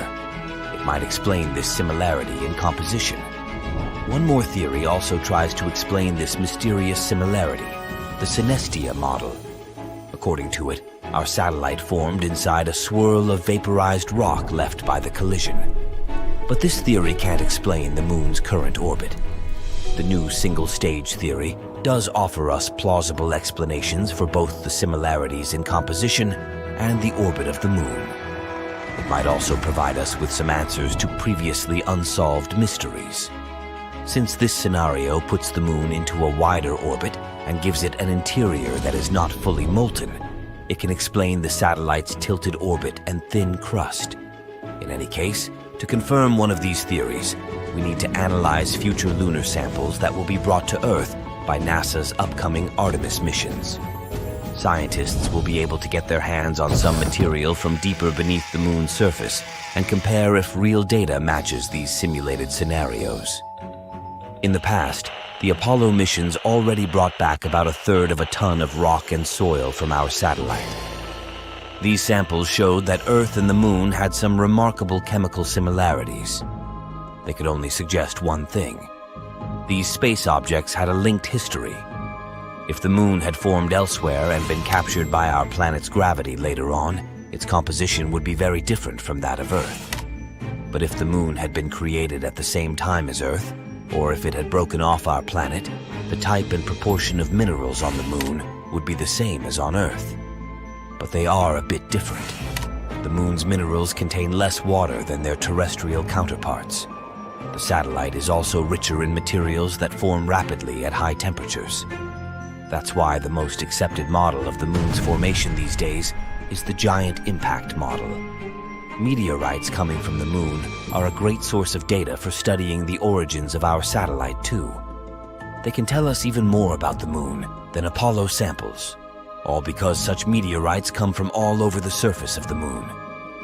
Meanwhile, Apollo samples were collected just in one place near the equator, on the near side of the moon. You hear some noise in the street and rush up to the window to check what caused it. You look up at the sky and just stand there, speechless. The moon is giant. It looks much larger than usual, and it's both beautiful and scary. So what would your life be like if the moon moved twice as close to Earth as it is now? Unfortunately, it would be quite a catastrophic scenario. You see, the moon has a pretty strong gravitational pull on Earth's oceans. It produces 2 high tides and 2 low tides per day. But with the moon so close to us, the tides would get 8 times higher. Some regions would be completely covered with water during the day. The water would only retreat at night. Many islands and highly populated coastline territories would become uninhabited because of this. Many other regions would experience frequent devastating floods. But if you think it would be the only consequence, let me tell you this. The moon also has a tidal effect on dry land. That's why if our planet's natural satellite was to suddenly relocate, its gravitational pull would increase, making waves of energy reverberate throughout the planet. This would affect Earth's crust, triggering earthquakes and starting volcanic eruptions. Now let's leave Earth and the giant moon for a while and have a look at Jupiter's moon, Io, which is the most volcanically active world in our solar system. This volcanism comes from the push and pull from Jupiter's gravity. Two other moons of the gas giant also have an effect on poor Io. That's why Io's surface is littered with hundreds of volcanoes.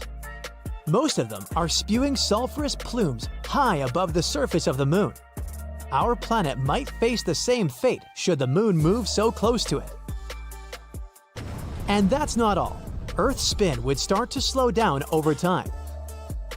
Look, the moon's gravity pulls the oceans, and the resulting friction between the water and the ocean floor slows Earth's spin. Yes, Earth is slowing down even now as you're watching this video, but this process is almost imperceptible, around 1,000th of a second per century. If the moon was twice as close to us, the rotation of our planet would slow much more, making days and nights longer. If people managed to survive unexpected earthquakes, high tides, and volcanic eruptions and got used to longer days and nights, they would get an award. Solar eclipses. These spectacular events that occur when the moon passes between the sun and Earth would happen much more frequently. Since the moon would cover a much larger area in the sky, it would pass in front of the sun more often. People on Earth would be able to see the sun's outer atmosphere, called the corona. It would shine beautifully around the silhouette of the moon. Such solar eclipses would also last much longer. But what if the moon didn't shorten the distance overnight? What if it was a much slower and much more gradual process? Then our planet's crust would shift more slowly. Tides wouldn't change so dramatically either. This would let living creatures on the planet get used to the new conditions and adjust in time. Longer days and nights would likely change the climate, and animals would have to evolve to adapt to it. Their eyes would have to change to be able to deal with brighter moonlight at night. Prey would have to learn to hide better, but predators, on the other hand, would have more advantages when hunting. But what catastrophe would have to happen to make the moon move so close to Earth? Well, it could be some massive object, like a giant asteroid passing very close to the Earth-Moon system.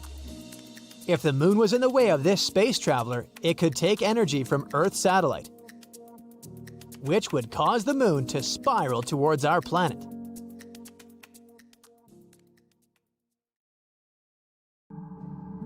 Imagine stepping out of your spacecraft and setting foot on the surface of the moon. Under your feet, the ground is covered with a fine material that looks like powder. That's lunar dust.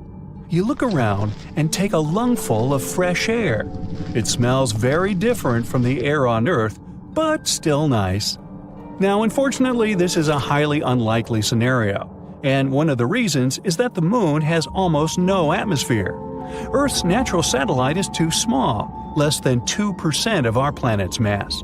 That's why it doesn't have a magnetic field strong enough to keep an atmosphere. But even if the moon had it, solar winds would immediately pull it away. But if you could visit the moon 3 or 4 billion years ago, you'd see a very different picture. At that time, the moon most likely had an atmosphere. It formed at the times when powerful volcanic eruptions were rocking the satellite. Gases spread all over the moon's surface. It happened so fast that they didn't have enough time to escape into space. At that time, the lunar surface was covered with basins filled with volcanic basalt. Just imagine ginormous plumes of magma hurling high into the air, falling to the ground, forming lava flows. That's how the basalt basins appeared on the surface of the Moon. At one point, scientists on Earth got their hands on samples brought from the Moon. They found out that lava flows there contained not only carbon monoxide and sulfur, but also the building blocks of water. Thanks to these samples, researchers managed to calculate the amount of gas that rose and formed the atmosphere. It became the thickest around 3.5 billion years ago and existed for about 70 million years. After that, poof, the atmosphere was lost in space. But the coolest thing? When the Moon did have an atmosphere, the satellite was 3 to 10 times closer to our planet. One computer simulation even suggested the Moon was probably up to 19 times closer than it is now. The distance between it and our planet could be 18,600 miles, while these days it's around 240,000 miles. That's why the Moon looked much bigger in the sky. Unfortunately, at that time, not even dinos were around to admire the view. Neither was I. At the same time, the most recent studies have confirmed that our Moon actually does have an atmosphere. It's composed mostly of hydrogen, neon, and argon, and contains some very unusual gases, like potassium and sodium. You can't find them in, let's say, the atmospheres of Mars, Venus, or Earth. Sadly, such an atmosphere isn't suitable for us oxygen-dependent creatures. But guess what? There's loads of oxygen on the Moon. I know, it must sound confusing, but the thing is, this oxygen isn't in its most common gaseous form. It's trapped in a layer of rock and dust covering the surface of the Moon. This layer is called the regolith, and it contains up to 45% oxygen. So, does it mean that if people learned how to extract this oxygen, we would be able to live on the Moon? Not so fast. The oxygen in those rocks is very tightly bound into the minerals, and to break these components apart, we'd need tons of energy and special equipment. But if people managed to start this process, the Moon would deliver quite a lot of oxygen. Now, there's a theory that the Moon might have been formed during a collision between Earth and another planet. This planet must have been smaller, the size of Mars. It probably happened around 4.5 billion years ago. Another theory claims that the Moon used to be an asteroid or some other wandering body. It formed somewhere else in the solar system. When it was passing by Earth, it got caught by our planet's gravity. Other experts think that at some point in the past, Earth was spinning so fast that some of its material broke away. It soon started to orbit our planet, and that's how the Moon appeared in the sky. And the least exciting theory claims that Earth's natural satellite could simply appear along with Earth during our planet's formation. These days, the Moon is the 5th largest natural satellite in our solar system. It's also one of the densest, second only to Jupiter's satellite Io. Most likely, the Moon has a tiny core, no bigger than 2% of the satellite's mass. About 420 miles wide, it consists mostly of iron and sulfur. The Moon's surface is dark, even though Earth's natural satellite is the brightest object in the night sky. But in reality, its reflectance is just a bit higher than that of asphalt. You might have heard that the Moon, along with the Sun, causes tides in the oceans and seas on Earth. The satellite's gravitational pull creates something called the tidal force. It makes the water bulge out on the sides that are the closest to the Moon and farthest from the satellite. These bulges are what we know as high tides. But what not so many people know is that the Moon also causes rocks to rise and fall, just like it does with water. Of course, this effect doesn't look as dramatic as ocean tides, but it's still noticeable. Earth's solid surface moves by an inch or so with each tide. Now, not only does the Moon cause tides on our planet, but it also slows down its rotation. This phenomenon is known as tidal braking. It increases the length of a day on Earth by a bit more than 2 milliseconds per 100 years. The Moon is also moving away from Earth at the same rate at which your fingernails grow. That's about 1.5 inches per year. You should really cut those. If one day it floats away into space, our planet will have to live through tough times.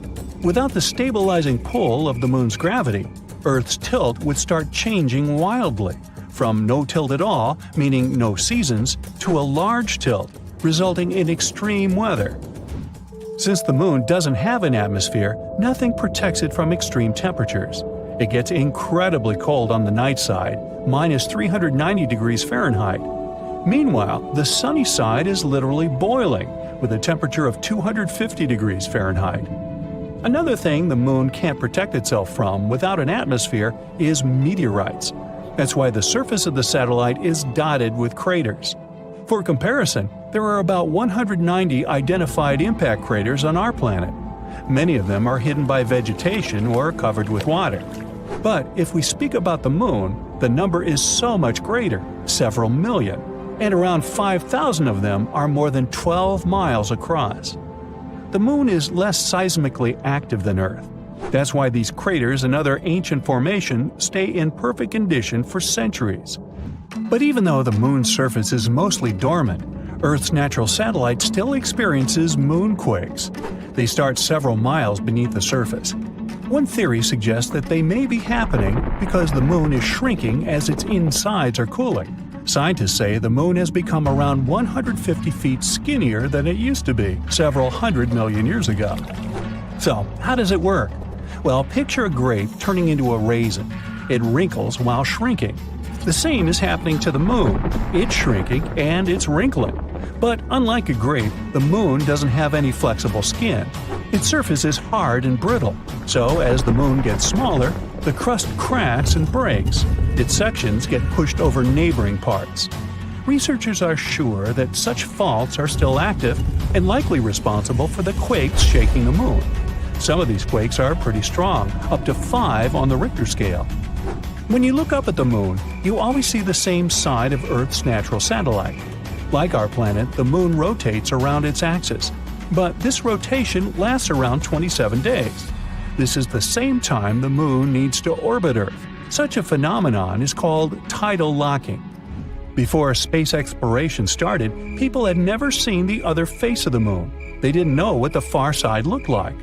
While the near side of the moon is mostly large plains covering impact basins, the far side is rugged and cratered. The crust is thicker there, with less evidence of volcanic activity. Oh, by the way, the moon isn't perfectly round or spherical. It's shaped like an egg.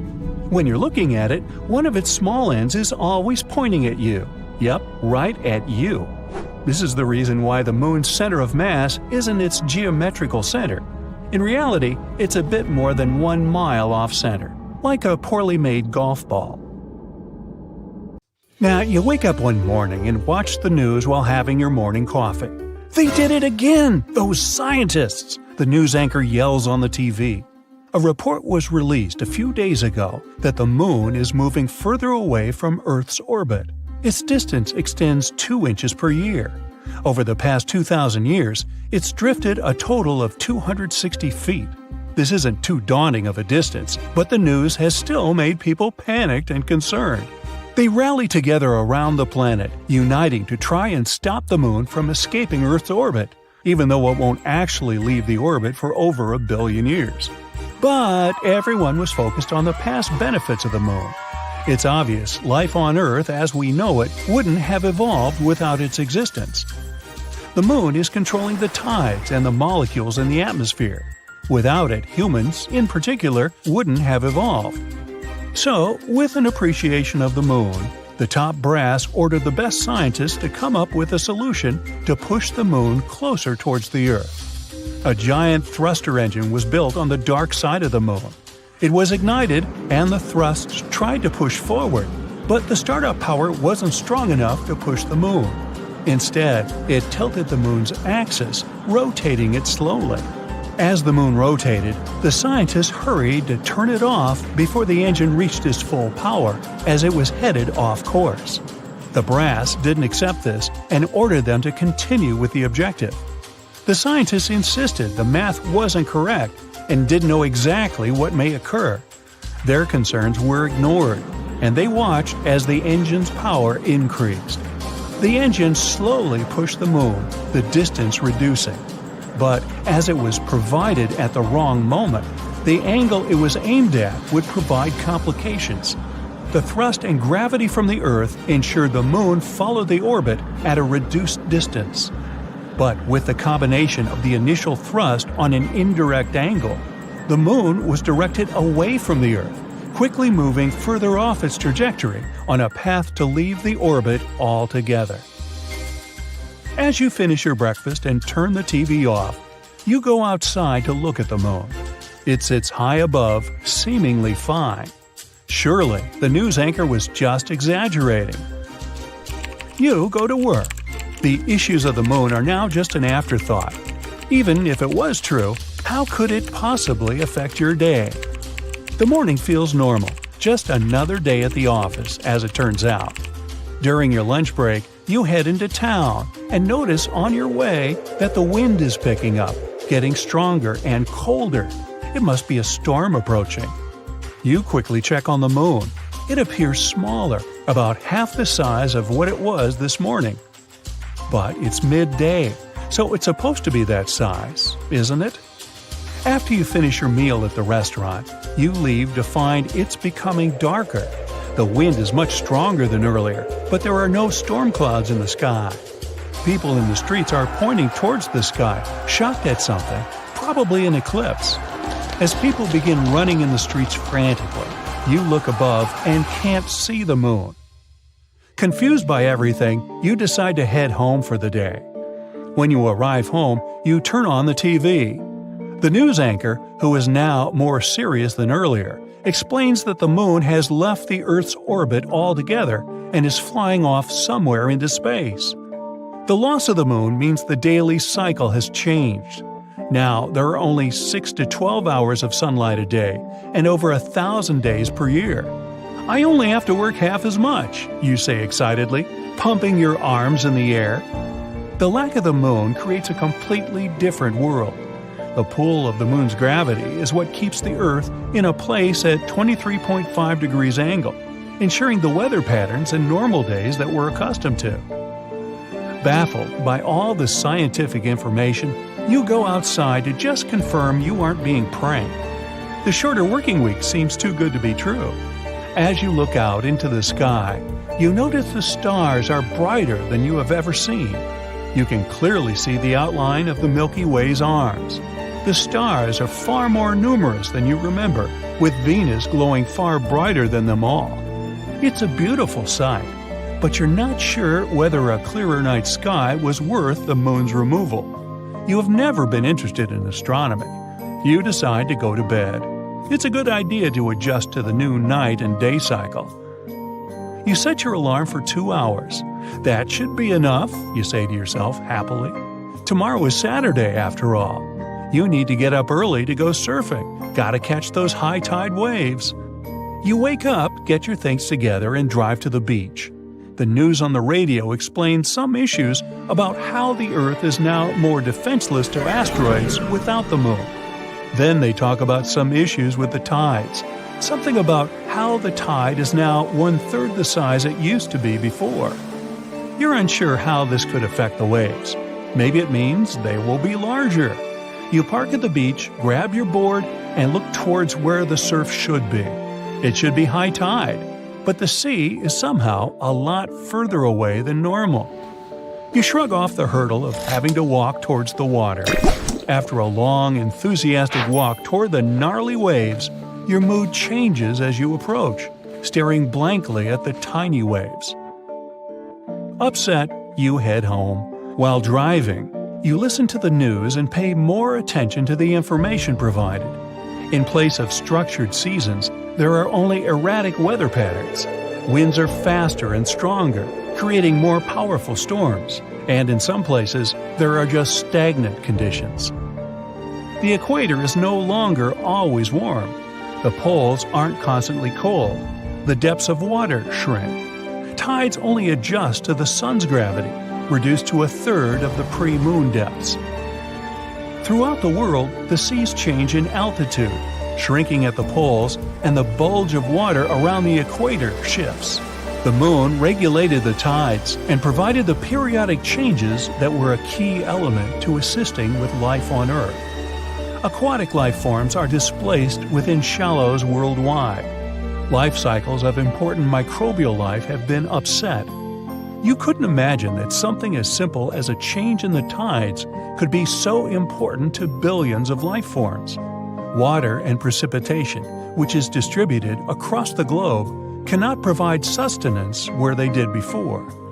The weather has become more extreme, hotter for longer periods and colder for other parts of the Earth. Over time, some thousands of years in the future, dry deserts will transition into ice ages. These intense changes disrupt the natural order of all things for life on Earth. Not only did the moon control the tides and weather, but it used to pull molecules within the atmosphere as it moved. The now constant movement disrupts molecules, creating barriers for future evolution. You arrive home, upset after learning the disheartening news. Not only will you never be able to surf again, but all life on Earth will change. An age of devolution has begun. Over the next year, flora and fauna changed to adjust to this new world. Migratory animals that would travel toward greener pastures find nothing at all. Birds are completely confused, with no end to the change in seasons. Hibernating animals delve in and out of their shelters at the incorrect times, and vegetation struggles to grow at the lack of sunlight. Nocturnal animals cannot see without guided assistance from the reflection of the moon. Although Venus is the brightest source of light when it's dark, it's only 1,000th of a fraction as bright as the moon was. Predatory animals that hunt during the night are not capable of finding their prey, providing an opportunity for smaller animals to thrive. Although life on Earth has changed, it will continue to exist. But the sudden adjustments will become a test for all walks of life. Over time, it will be very interesting to see what species have adapted and evolved. A world where rats and mice would be more prominent due to their adaptive capabilities could create a new dominant species to emerge. In millions of years of evolution, their descendants will primarily flourish. We could see buffalo-sized mouse herbivores crossing the plains and tiger-sized rats roaming within the jungles. Tree-faring mice with long arms may swing amongst the branches. Others will probably move to the seas in place of mammals to feed upon aquatic life. Wide-eyed predatory rats may occur to have similar traits to bats, with echolocation, becoming the conquerors of pitch-black nights. All the new species that will emerge, undoubtedly, will continue to be monitored by humans, wherever we may be. Hey, wake up! Quick, listen to that. It's a 5-second FM signal coming from one of Jupiter's moons. You fumble for your phone and inform your colleagues. They freak out over the news and rush to the lab. You've been a scientist working with the Juno probe, exploring Jupiter for years. But this is the first time you've witnessed something so unusual. Ganymede is Jupiter's largest moon and the biggest moon in our solar system. If this space body didn't orbit around Jupiter, it would be classified as a planet. It's even bigger than Mercury and Pluto. What makes this moon stand out among others is the fact that it has its own magnetic field. The moon was born around 4.5 billion years ago. It means it's as old as Jupiter itself. This planet-sized space body takes 7 Earth days to orbit its planet. Everyone gathers at the laboratory, impatiently waiting for you to play the recording of the signal coming from space. Your colleagues get their game on, trying to figure out what the source of this mysterious sound is. Around 40% of Ganymede's surface is dark, with craters scattered around, and 60% is light-colored. There are formations that were probably caused by tectonic activity or the release of water from under the surface. Scientists managed to discover a thin layer of oxygen trapped in the moon's atmosphere. The temperatures there are super low, between -170 to -200 degrees Fahrenheit. There isn't much information about how the moon behaves or what chemical elements it hides inside. Some of your colleagues try to create the same conditions that existed when the sound was transmitted. For hours, they sit there waiting, but nothing. Maybe it was a fluke. You get to the control system and activate the Juno spacecraft. The main point of this mission is to observe Jupiter's gravity, magnetic fields, the atmosphere, and the planet's evolution. By the way, there's also some evidence that Jupiter's largest moon is evolving too. Since it has a magnetic field surrounding it, auroras pop up all the time. Those are glowing gas circling the moon's north and south poles. If life existed in such a place, it would probably be at the bottom of Ganymede's extremely salty ocean. For a long time, scientists thought that the sun was a crucial component to kickstart life. But now we know that there are organisms dwelling deep at the bottom of the oceans. Those are doing just fine without sunlight. The oceans of our planet are teeming with some of the most bizarre creatures of all shapes and sizes. Sea lilies live some 10,000 feet underwater. They got their name because they look like flowers, except they're not plants but animals. Don't be fooled by their stems and leaves. Those are body parts equipped with nerve endings to detect food around them. Goblin sharks are probably some of the most weird-looking sharks that live at the bottom of the ocean. They can grow up to 12 feet long and have a very unusual snout. Now take a look at the anglerfish. It has a bioluminescent blob on its head to attract prey and navigate its way around the dark ocean floor. It's a natural flashlight that never needs new batteries. It's only the females that have these flashlights, though. The blobfish is another bizarre animal living down there. It lives in the Atlantic, Pacific, and Indian Oceans, 9,000 feet under the surface. Anyway, even though you asked everyone to keep the news confidential, it somehow leaks to the media and becomes a new trending topic. You get a call from a news agency. They say they want to interview you about this breakthrough that may prove life exists in outer space. The next day, you head down to the news station to talk about your discovery. You have a whole live studio audience watching your every move as you reach out to grab your glass of water. The crew scurries around doing some last-minute checkups before you're live on air. The makeup artist does some final brush-ups. The sound engineer asks you to test your mic once more. Several of the producers are sitting in the front seats. Bright lights are flooding the studio.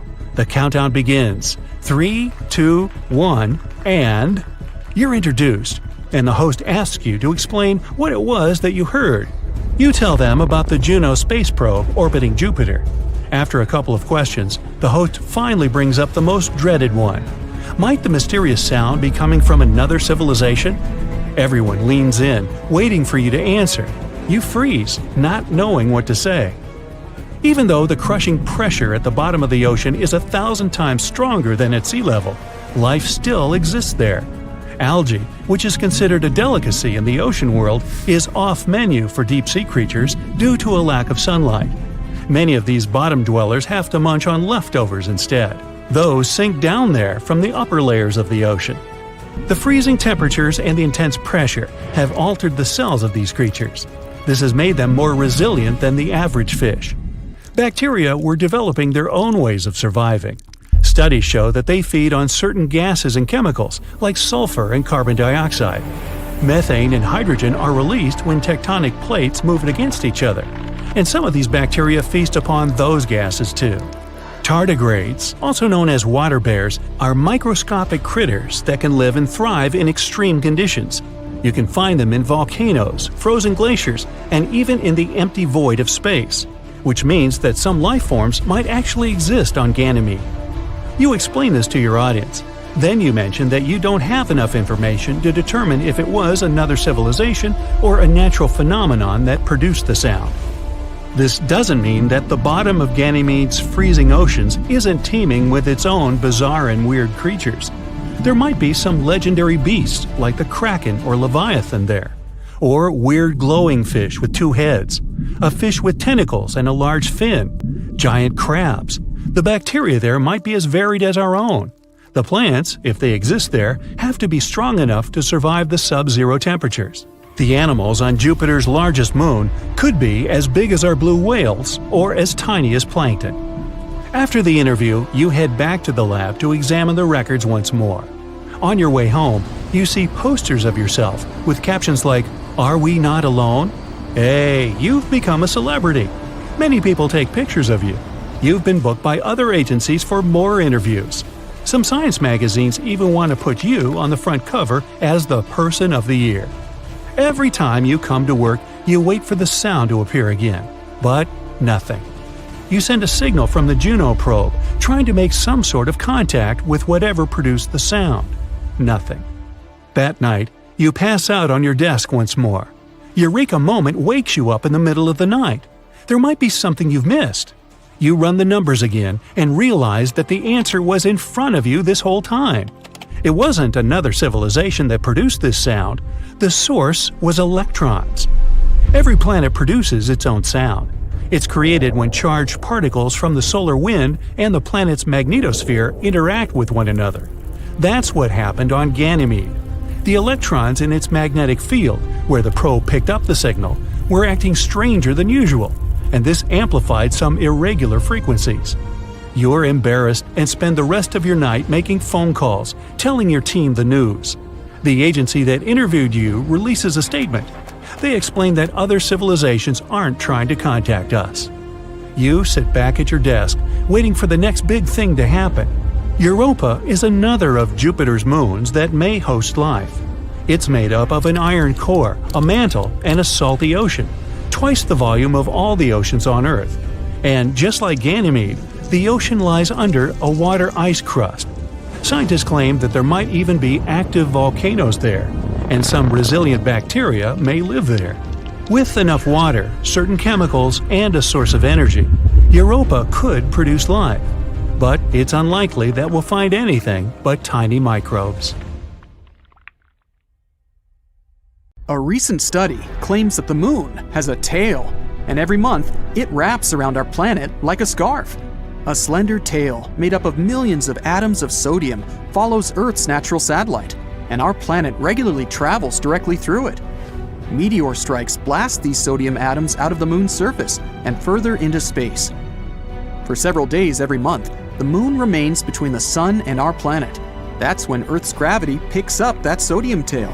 Our planet drags it into a long stripe that wraps around its atmosphere. This lunar tail is totally harmless. It's also invisible to the human eye, 50 times dimmer than what you can perceive. But during those rare days, high-powered telescopes can spot its faint yellowish glow in the sky.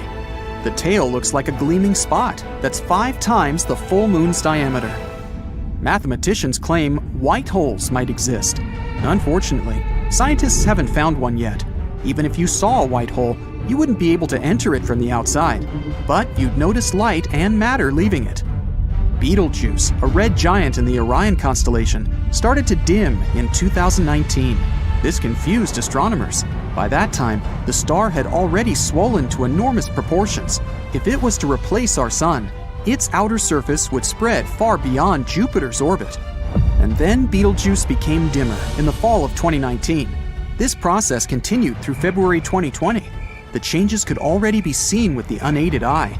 No wonder, the star's brightness had dipped by 2/3.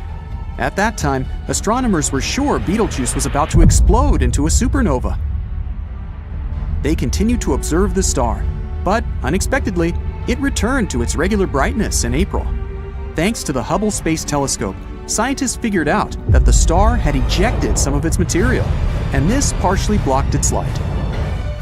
Our Milky Way galaxy and the Andromeda galaxy, our closest neighbor, are going to meet. But it'll happen in about 4 billion years. When they collide, an enormous elliptical galaxy will be formed. There might be more water on the moon than scientists thought before, and not only on its dark side, but also its sunlit side. This water is likely to come in handy during the already planned missions in the future. Cotton candy exoplanets are particular planets outside of our solar system, also called superpuffs. They have the lowest density ever discovered. This gives them an airy, fluffy appearance. But despite looking like the most popular amusement park treat, these planets are enormous. The Juno mission has noticed something weird in the upper atmosphere of Jupiter. The unusual phenomenon was blue sprites and elves twirling above the planet. These are 2 kinds of bright flashes of light that appear for short periods of time, mere milliseconds. They extend up and down toward the surface of the planet. On Earth, such flashes usually happen at a height of 60 miles above massive thunderstorms. In the universe, there are not only dwarf planets, but also dwarf galaxies. They have from 1,000 to a few billion stars. For comparison, the Milky Way galaxy is made up of 250 to 400 billion stars. A storm the size of our planet keeps raging on Saturn. It's called the Great White Spot. The storm has a tail of white clouds, and it encircles the entire planet. The storm occurs every 30 years or so, when Saturn's northern hemisphere tilts toward the sun. At first, the storm is indeed just a spot, and then it starts stretching in length. That's because the Great White Spot is a huge system of thunderstorms. But the main mystery puzzling astronomers is where the storm gets its energy from. Some scientists think it might be powered by the sun. Others disagree. They say the storm's cloud pattern only makes sense if there's an internal heat source that can power the winds. Rogue planets don't orbit their stars, maybe because they don't have any. These free-floating space bodies travel across the universe and can end up literally anywhere. They're also very hard to find. Rogue planets don't produce light. Neither do they emit heat, which means they can't be seen in infrared light. But not so long ago, astronomers spotted the smallest rogue planet in the Milky Way. It's smaller than Earth, but a bit bigger than Mars. The Moon seems to be shrinking. Earth's natural satellite is now 150 feet smaller than it used to be hundreds of millions of years ago. The reason for this phenomenon might be the cooling of the Moon's insides. It could also explain the quakes shaking the surface of our planet's natural satellite. Astronomers have recently found out that Mars is seismically active. Mars quakes occur there on a regular basis. Scientists often discover strange things in space. Many of them look like blurry blobs. But there's one type of these blobs that doesn't look like any other known space body. The odd radio circles are only visible in radio telescopes. They aren't the remains of supernovae or a bizarre optical effect. Some astronomers go as far as to claim that they might be the throats of wormholes. Those are hypothetical tunnels between black holes. Fast radio bursts are blindingly bright bursts of radio waves. They pack as much energy as our sun produces in days, but last for mere milliseconds. Most of these fast radio bursts came from far, far beyond the Milky Way. But recently, astronomers have detected some originating in our home galaxy, and their source was a magnetar, just 30,000 light-years away from our planet. Any liquid floating in outer space forms itself into a sphere. This phenomenon also occurs in low Earth orbit. Not so long ago, scientists discovered that one of the most massive stars in the neighborhood just disappeared. It was a star 75 million light-years away from Earth. Normally, it'd be too far away for astronomers to clearly see individual stars, but only unless they're huge. And the star we're talking about was enormous. It was shining 2.5 million times brighter than the sun. Astronomers saw the star for the last time in 2011. They decided to examine it more closely several years later, but it was already too late. The star had vanished. Such massive stars usually go out in an extremely bright supernova, but astronomers noticed nothing like that in this case. There's a theory that the star collapsed into a black hole without triggering a supernova first. It does occur among stars approaching the end of their lives, but very, very rarely. In billions of years, the universe is likely to expand so much that we won't be able to see any stars in the sky. All planets in the solar system emit radio waves. They're especially strong if we talk about Jupiter. This planet has the biggest and most powerful magnetic field.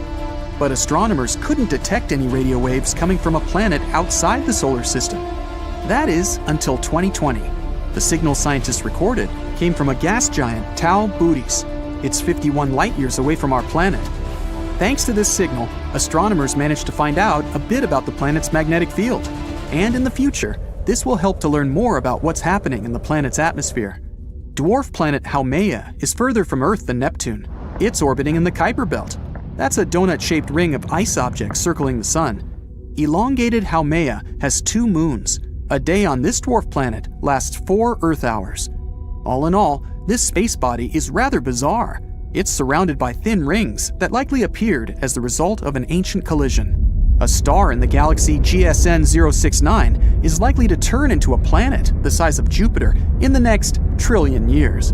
It might happen because of the star's regular encounters with a black hole. First, astronomers noticed unusual X-ray bursts that were strangely bright. They went off every 9 hours. After studying this phenomenon for some time, the scientists realized it was a star moving in a unique orbit around a black hole. The dazzling flashes? It was the material getting slurped off the star's surface by the black hole. It turned out that over millions of years, the black hole had already transformed the red giant into a white dwarf. and the process isn't going to stop whatsoever. Astronomers have found some traces of phosphine in the atmosphere of Venus. On our planet, this gas, colorless and flammable, is often found where microbes live. No wonder a new theory suggests there might be life on Venus. But even if there was some life on the evening star, it could have only appeared in its atmosphere. Probably no living organism would be able to survive the planet's extreme environment. Venus's surface is extremely dry. There's no liquid water on the planet, and the pressure there is 90 times greater than that on Earth's surface. The temperatures often rise higher than 900 degrees Fahrenheit. That's hot enough to melt some metals. China's Yutu-2 is a robotic mission to the dark side of the moon, launched on December 7, 2018. On January 3, 2019, it completes the first ever soft landing on the lunar far side. It lands in the von Karman crater, not far from the moon's south pole. Scientists are interested in this area. Cold, permanently shadowed craters at the poles contain water ice. These ice patches are uneven and are likely to be ancient. In the south, most of the water ice is concentrated in craters, and at the North Pole, it's spread more sparsely. In any case, this ice can be used once a long-term manned mission lands on the moon. Anyway, several days after Yutu-2 lands, it closes down its operating systems and hibernates through its first lunar night. It wakes up on January 29, 2019. All its tools operate normally. The rover travels 390 feet during its first full lunar day. One lunar day lasts for about 14 days, and a lunar night has the same duration. Moving and exploring during the day and switching off during the night becomes the rover's routine. It's the 8th lunar day when Yutu-2 stumbles across something incredible. This discovery makes the scientists put off all other plans for the mission. They focus on figuring out what the strange material found by the rover is. In the beginning, this lunar day is no different from any other. It begins on July 25th, when the rover starts making its way through an area pockmarked with tiny impact craters. Yutu-2 is helped and monitored by the driver team from the Beijing Aerospace Control Center. On July 28th, the team is preparing to shut the rover down for a midday nap. The sun is high in the sky. It means there are high levels of radiation and scorching temperatures that can damage the machine. Before powering Yutu-2 down, the scientists are looking through the pictures taken by the rover's main camera. That's when they spot it, a small crater filled with something that looks shockingly different from the surrounding landscape. Unable to identify the gel-like substance, the team orders the rover to check this bizarre finding. Yutu-2 cautiously nears the crater to examine the weirdly colored stuff. The machine uses special equipment that detects the light reflected off the substance. It's supposed to help the researchers to understand the structure of the material. Unfortunately, the nature of the unusually colored finding has remained a mystery for over a year. No wonder that both the finding and the fact that initially there were no images of the enigmatic stuff sparked curiosity all over the world.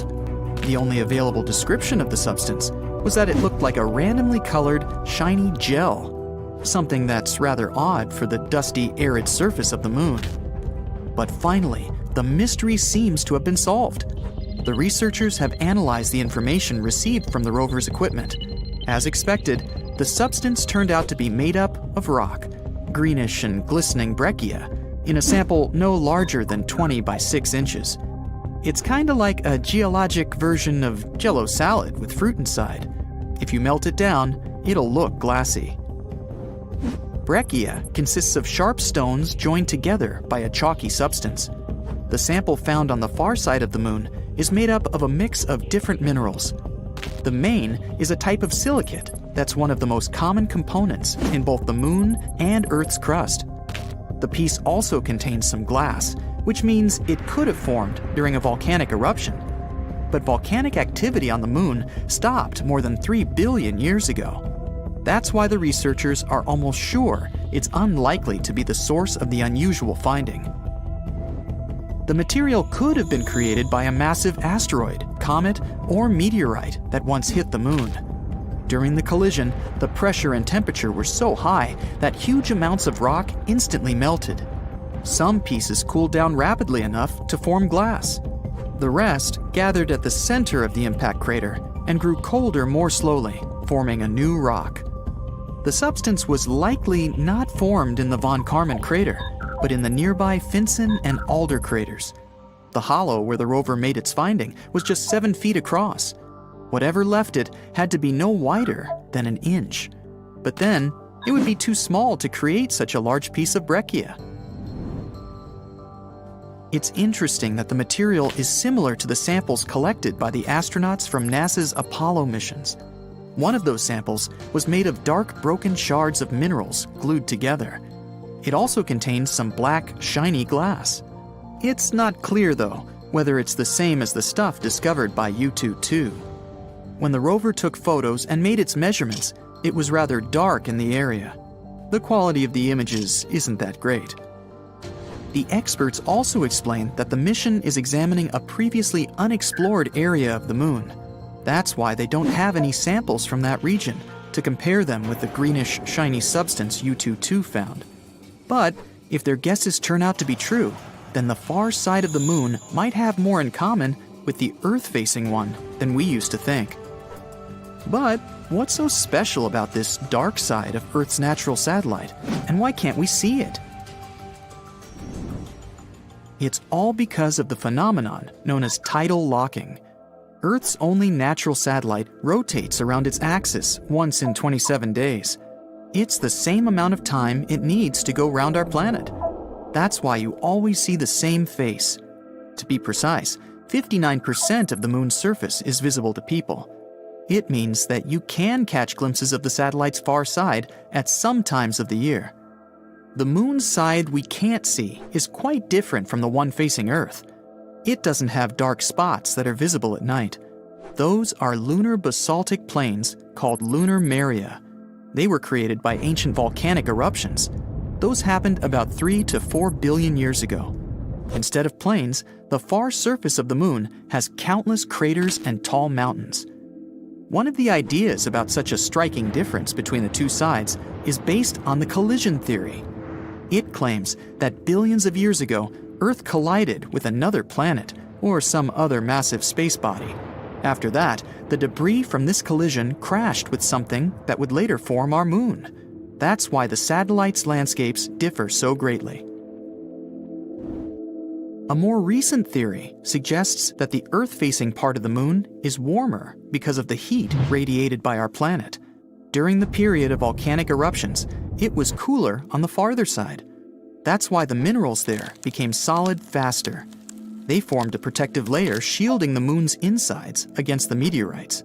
But each impact left an impressive crater.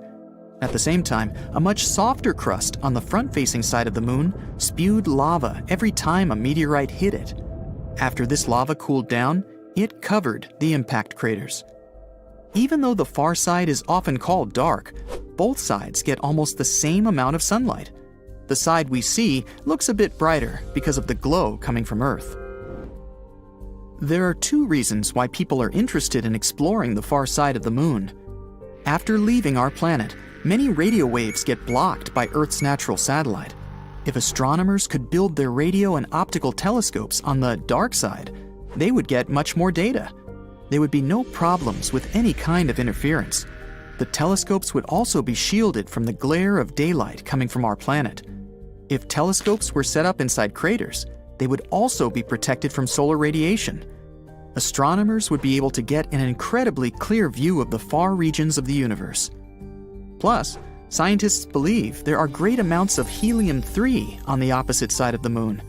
Earth is protected from solar winds that carry this gas by its magnetic field. But our natural satellite doesn't have such a shield. That's why experts believe the moon can be a perfect place for helium-3 mining. This rare element can be later used as the fuel for fusion reactors. Look up. Find that little yellow dot. That's Titan. It's Saturn's largest moon and the second largest moon in our whole solar system. And it might be the only place in our solar system where there's liquid water, besides Earth. Plus, it has an atmosphere that serves as a shield against solar radiation and cosmic rays, just like Earth. If life was a house, Titan would have a lot of the bricks you'd need to build it. Strap in, you're heading over there. It takes a long time to get to Titan, but you know, the magic of YouTube. Here it is, a bit bigger than our moon and a whole lot heavier. It's even bigger than Mercury. That means its gravity is still pretty weak. You'll feel 7 times lighter here than on Earth. At the local gym back home, you can lift 150 pounds. On Titan, you can lift more than 1,000. Ha! Looking good. The surface is mostly made up of ice. It has small mountains, craters, and a few cryovolcanoes. Basically, the same as a regular volcano, but instead of lava, this beast spits out water, ice, ammonia, and methane. There are lakes and clouds, kind of like a canyon would look like on Earth.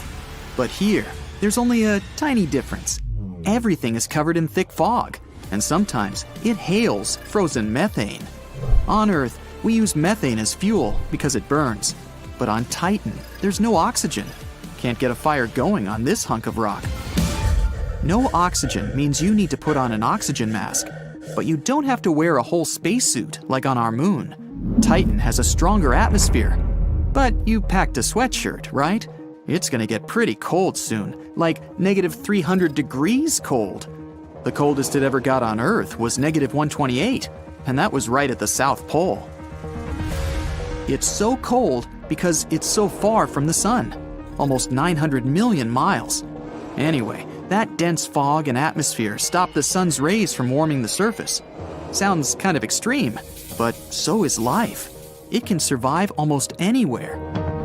Take the bacteria Dano, some long Latin word. It can survive radiation and extremely low temperatures. It even survived a whole year in outer space, on the outside of the International Space Station. Titan would be a piece of cake compared to that, especially if we drilled down a bit. Many scientists believe there's a whole ocean under the surface of Titan. Saturn's gravity gives Titan's core a little heat boost. Plus, there's ammonia in that ocean. It's like Titan's version of antifreeze. As long as the water stays liquid, life's got a pretty strong chance of success. So what's down there? Scientists have actually found real evidence that Titan might already have life on it. Here, check out this microscope. This is C3H2. It was discovered by this weird group of antenna things living in the desert in Chile. It used 66 antennas, all pointed at the same place in the sky. This C3H2 molecule can act as a building block for DNA, the code of life. Some people think that these molecules were around on our planet billions of years ago, just when life began. Scientists also checked it out firsthand with a probe that actually landed on Titan. Turns out those desert antenna things were right. Titan shot to the top of the list of places we could one day live on. Sorry, Mars. NASA has a new project, the Dragonfly mission. They're gonna send a drone out there and explore Titan even more. The mission's still about 6 years away, and the rocket will reach Saturn's moon 9 years after that. So we're gonna have to wait a while before we pack up and move to Titan. After the Dragonfly drone lands on Titan's surface, it's going to whiz around like a sort of double helicopter. It's going to have 8 propellers, 3 feet wide. Since there's weak gravity, that's more than enough to give the drone good cruising speed. It'll be able to fly about 2 miles straight up and take off and land vertically, like a regular helicopter. The main problem with the whole thing is the drone's batteries. Scientists invented a generator that converts thermal radiation energy into electrical energy, whatever that means. One battery charge should be enough for several hours of continuous flight.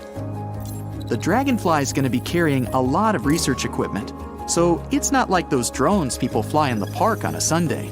It's going to weigh about as much as 3 ostriches. It's going to have 2 drills, a bunch of sensors, a spectro thing to find out what chemicals are lying around, and it's also going to have its own weather channel with a ton of instruments to measure temperature and clouds and stuff. And like any gadget nowadays, it has a camera on it. Get ready for some beautiful pics of Titan's epic landscape. Nighttime on Titan lasts about 8 Earth days. That's when the drone's going to be relaxing on the surface, recharging and analyzing samples. That's a long time, but it's actually a good thing.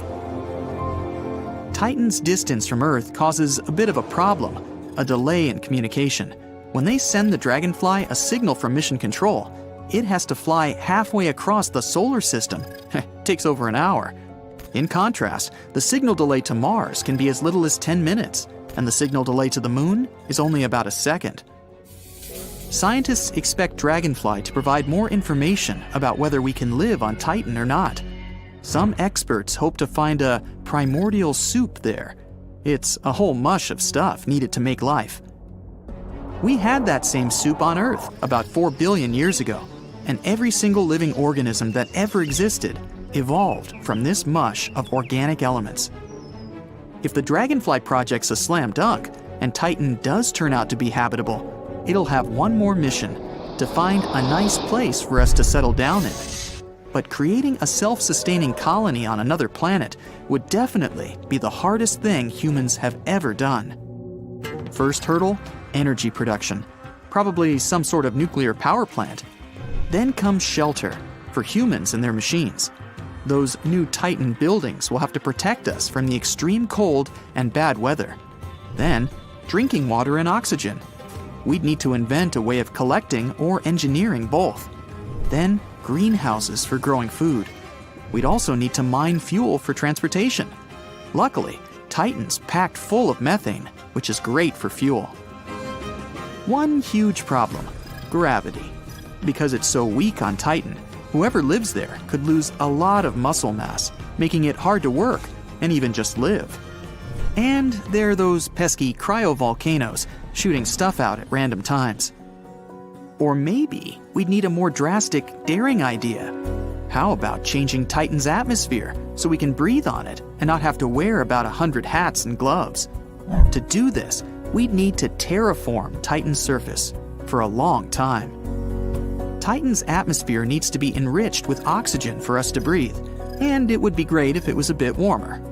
The next step is to create a biosphere, which means plants. We could turn Titan into a blooming jungle with plants brought over from Earth.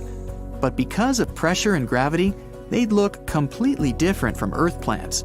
They might all grow super tall, or maybe they'd all shrink down to mini size. We really don't know. First things first, we need to make sure that life is even possible on Titan. Scientists recently thought there might be life on Venus. It's sort of the same size as Earth, and scientists even call it Earth's twin sister. They discovered a gas on Venus, phosphine. Supposedly, it was made by living organisms. Turns out it wasn't true. Well, not really. There is some phosphine floating around, but way less than we first thought. Look, science on other planets is super hard, people. We're always making mistakes like that.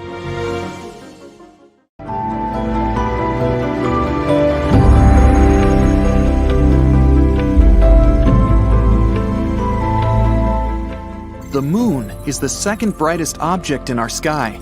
At the same time, among other astronomical bodies, it's one of the dimmest and least reflective. Our natural satellite only seems bright because it's so close to Earth. For comparison, our planet looks much brighter when you look at it from space. It's because clouds, ice, and snow reflect way more light than most types of rock. Triton, Neptune's moon, has all its surface covered with several layers of ice. If this satellite replaced our current moon, the night sky would get 7 times brighter. The closer the moon is to the horizon, the larger it looks. This phenomenon is called the moon illusion. One of the theories explaining it claims that the atmosphere plays the role of a magnifying glass, which makes the moon look bigger. In reality, if the atmosphere had a say in it, the moon would actually look smaller, not bigger. Most experts believe that the illusion is created by your own mind. It can increase the moon's size more than twice. When Earth's satellite is high up in the sky, you don't have any visual cues about how far away it is. But when it's near the horizon, you can see objects surrounding it in detail. It makes the moon look larger. but it's just one of the many theories explaining the phenomenon. By the way, you can trick yourself out of this illusion if you bend down and look at the moon upside down through your legs. 2 or 3 years ago, an asteroid was pulled into Earth's orbit and started to travel around the planet. Even though it's no larger than an average car, it's still a big deal.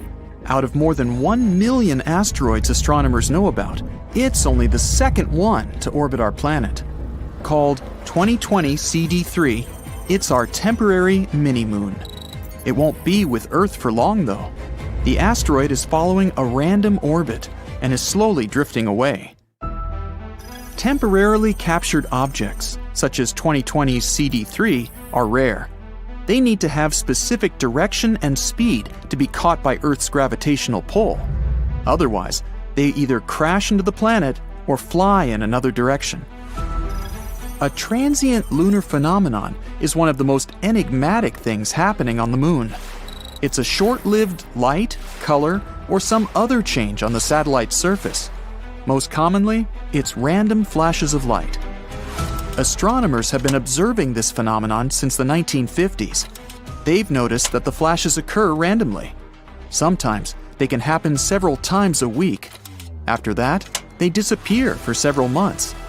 Some of them don't last longer than a couple of minutes, but there have been those that continued for hours. The year was 1969, one day before Apollo 11 landed on the moon.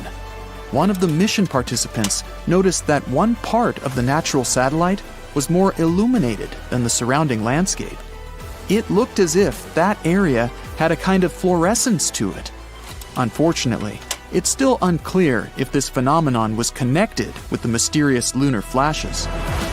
There might be more metals, for example titanium or iron, in lunar craters than astronomers used to think. The main problem with this finding? It contradicts the main theory about how the moon was formed. That theory says that Earth's natural satellite was spun off from our planet after a collision with a massive space object. But then, why does Earth's metal-poor crust have much less iron oxide than the moon's? It might mean the moon formed from the material lying much deeper inside our planet. Or these metals could have appeared when the molten lunar surface was slowly cooling down. The moon's gravity is about 17% of that on Earth. If you weighed 200 pounds on our home planet, on the moon, your weight would decrease to a mere 34 pounds. You would also be able to carry stuff 6 times heavier than what you can carry on Earth. It would be easier to walk on the moon's surface, but it would be more dangerous too. Your feet inside a heavy spacesuit would sink into the lunar soil up to 6 inches deep. But let's imagine you decided to skip the tedious process of walking by leaping through the air. Then you'd likely lose control of your jumps in no time. Plus, the moon's surface is littered with deep craters. It would be a tough feat to avoid all of them. Not so long ago, astronomers discovered a massive blob of some mysterious substance. It was hidden under the surface of the moon's far side. Its mass was the same as that of a pile of metal 5 times larger than the big island of Hawaii. The enigmatic something lies almost 200 miles beneath an enormous crater that appeared in the lunar surface billions of years ago. The blob likely has something to do with a super collision. It might be the metal core of the object that hit the moon back then. Scientists can't wait to lay their hands on the discovery. It could explain lots of things about the South Pole Aitken crater, the largest known in the solar system. If it was on Earth, its oval-shaped basin would stretch from Washington, D.C. to Texas. There's no air on Earth's natural satellite, but then how can it be rusting? Scientists have discovered the presence of hematite on the moon, and it's a kind of rust. A special NASA research instrument examined the light reflected off the moon's surface.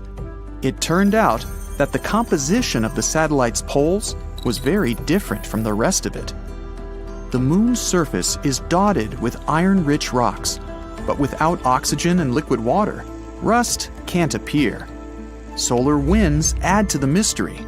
They bombard the moon with hydrogen, and hydrogen makes it much more difficult for hematite to form. But even though the moon doesn't have an atmosphere, it still has some trace amounts of oxygen. Its source is our planet's upper atmosphere. Earth also protects the moon from almost 100% of solar winds, although not all the time. And even though our natural satellite is bone dry, there might be water ice in the shadowed craters on its far side. The moon isn't a perfect sphere.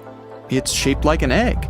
Plus, the satellite's center of mass is a bit more than a mile off its geometric center. The Earth and the moon are gradually drifting apart, as slowly as your fingernails grow. This is the flip side of our satellite's gravitational force. The moon creates tides in the Earth's oceans. They pull back at the moon and make it speed up. This, in turn, moves the satellite to a higher orbit. In prehistoric times, the moon was way closer to our planet than it is now. Luckily, we aren't going to lose the moon. The farther away it moves, the weaker its gravitational pull becomes. It means that soon, our planet won't be pushing the moon away with such a force. There's very little activity going on inside the moon. Plus, there's almost no atmosphere around. That's why scientists can trace impact craters littering the satellite's surface back billions of years. While dating the craters, astronomers discovered that the moon, along with our planet, went through a late heavy bombardment about 4 billion years ago. This event is also known as the lunar cataclysm. This interval lasted several hundred millions of years. During it, an unusually large number of asteroids collided with Earth, Mercury, Mars, and Venus. There might be a labyrinth of lava tubes on the moon. Not long ago, astronomers received the results of an underground lunar topography. They discovered a massive cave under the satellite's surface, about 30 miles long and 60 miles wide. The cave's likely to be the result of 3 billion-year-old volcanic activity. After streams of lava hardened, they created a thick, hard crust on the outside. But inside, lava kept flowing, melting the rock and forming tunnels and caves. Countless pits in the moon's surface, discovered by NASA, might be the openings to lava tubes. The moon's orbit around the Earth isn't a circle. It's an oval. That's why the distance between our planet and the satellite varies from over 225,000 miles to more than 250,000 miles. There's very little seismic activity going on inside the moon. Yet, mini moonquakes, caused by our planet's gravitational pull, sometimes happen several miles below the surface. After that, tiny cracks and fractures appear in the satellite's surface, and gases escape through them. Since 2007, astronomers have been receiving super-strong and ultra-bright radio signals that last just a few milliseconds. Such mysterious flashes are called fast radio bursts. They seem to be coming from billions of light years away. Not so long ago, researchers were lucky enough to capture a repeating radio burst that flashed 6 times in a row. Who knows? It might help us crack the puzzle of these signals. But hold on, it's just the first mystery on our list. If nuclear pasta does exist, it's the strongest material in the entire universe. Formed from the leftovers of extinguished stars, this substance is squeezed into spaghetti-like tangles of material. It can break, but only after you apply 10 billion times the pressure needed to shatter steel. That single, high-energy neutrino that hit Earth in 2017 wasn't extraordinary on its own. Scientists observe such neutrinos at least once a month. But it was the first one to arrive, carrying so much information about its origin that astronomers could actually point their telescopes in the direction it had come from.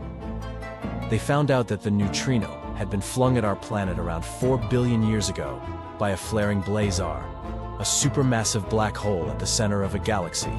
Saturn's moon Hyperion is one of the most bizarre-looking moons in the solar system, but its appearance isn't the strangest thing about it.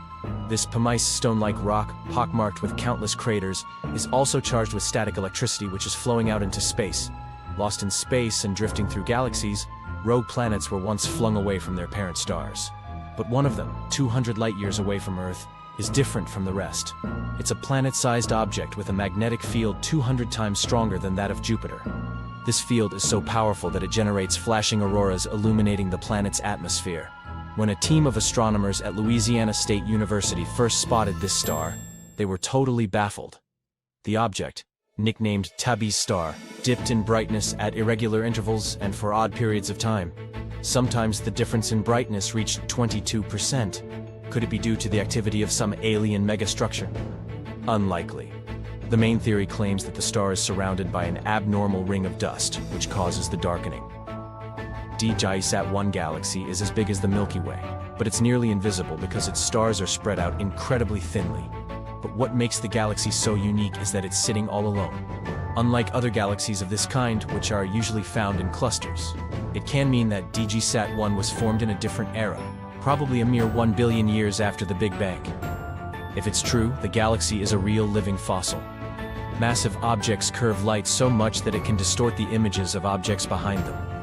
When astronomers used the Hubble Space Telescope to detect a quasar from the early universe, they used their discovery to calculate the expansion rate of the universe. Strangely, they discovered that, currently, it was much faster than it used to be. That finding contradicted other measurements. We still don't know if our theories are wrong or if something bizarre is going on in our universe. Neutron stars are ultra-dense collapsed cores of giant stars. They usually emit X-rays or radio waves. But in 2018, astronomers discovered a weird stream of infrared light. It seemed to be coming from a neutron star 800 light-years away from our planet. This signal was probably generated by a disk of dust surrounding the star. But this theory hasn't been proven yet. Haumea, a dwarf planet orbiting in the Kuiper Belt, has a bizarre, elongated shape and 2 moons. The day on this planet lasts 4 hours, making it the fastest spinning big object in our solar system. But the most enigmatic thing about Haumea is that the planet has a thin 40-mile wide ring circling it. Dark matter is believed to make up 85% of the universe, and researchers used to be sure it was everywhere. But in March 2018, a team of scientists discovered a peculiar galaxy that seemed to contain little to no dark matter. Later, though, it was proven that this space oddity did, in fact, contain dark matter. Moons orbiting other moons might exist, or they might not. Astronomers haven't agreed on this yet. Planets orbit stars, moons orbit planets, then why can't there be moons, also known as submoons, moonets, and muons? Researchers claim that moons could exist. But the host moon has to be massive enough, the moon small enough. And there must be a wide gulf between these moons and the host planet.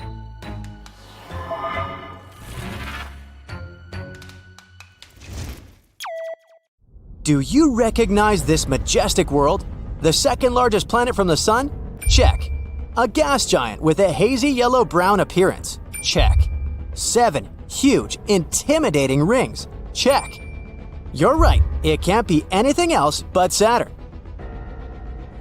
And recently, the Hubble Space Telescope has made an astonishing discovery. Apparently, the planet's rings have been doing something to the planet for a long time.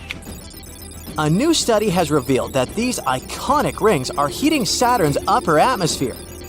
The coolest thing, though, is that researchers from NASA claim that it's something scientists have never observed anywhere else in our solar system.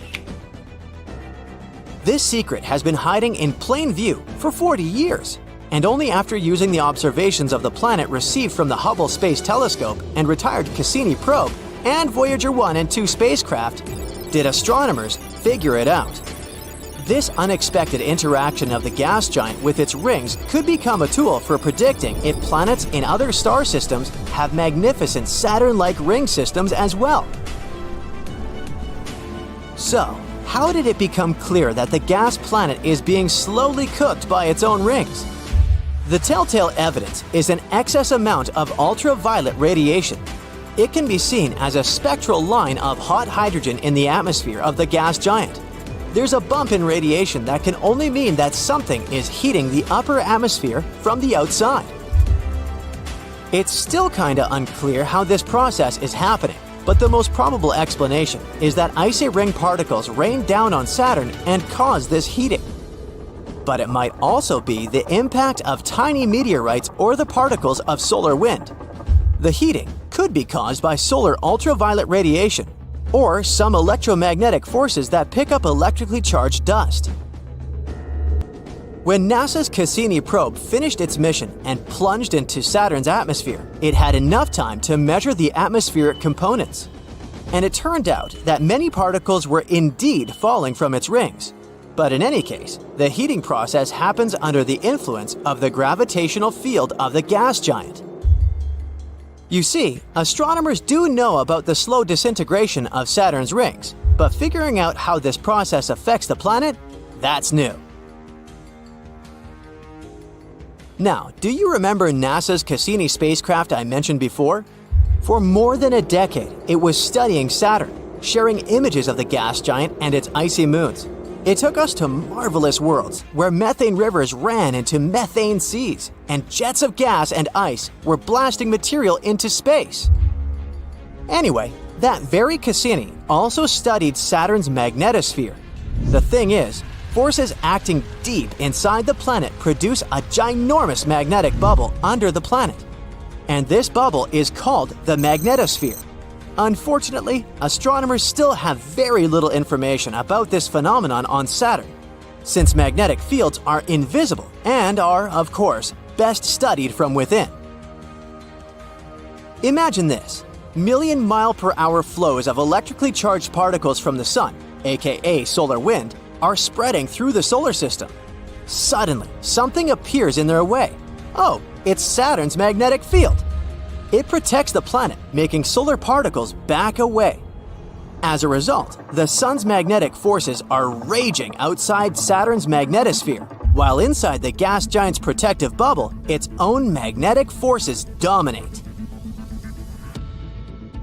Our home planet also has a magnetic field, but it creates a much smaller magnetosphere. And still, it effectively protects us from the harmful particles coming from the sun and from space. But even though Saturn is protected by its magnetosphere, the sun still manages to mess with the planet.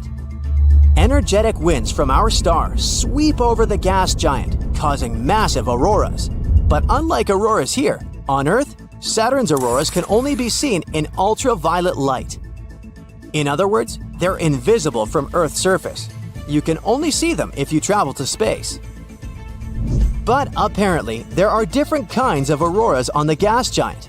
For example, one more type is triggered by the charged particles coming from volcanic eruptions on the planet's moons.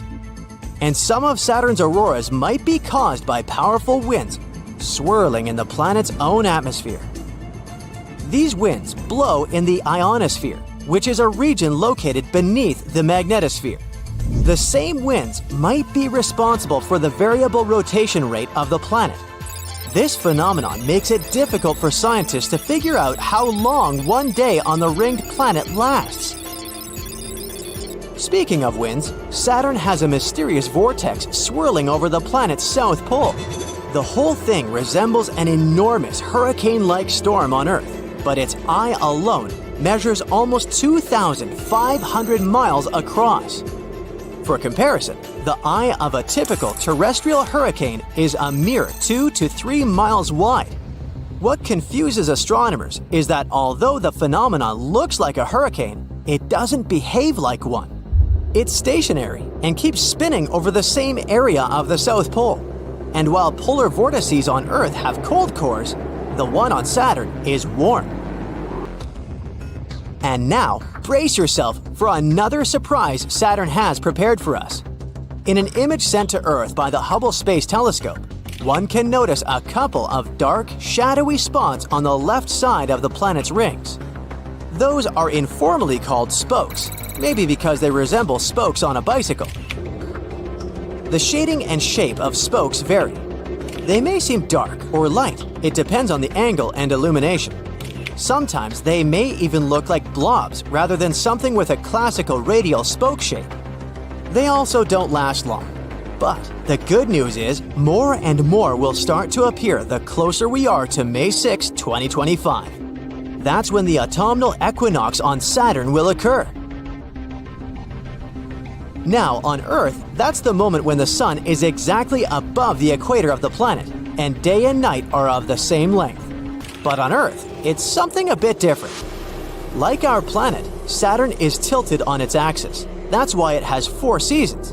But since the orbit of the gas giant is much larger, each of these seasons lasts about 7 Earth years.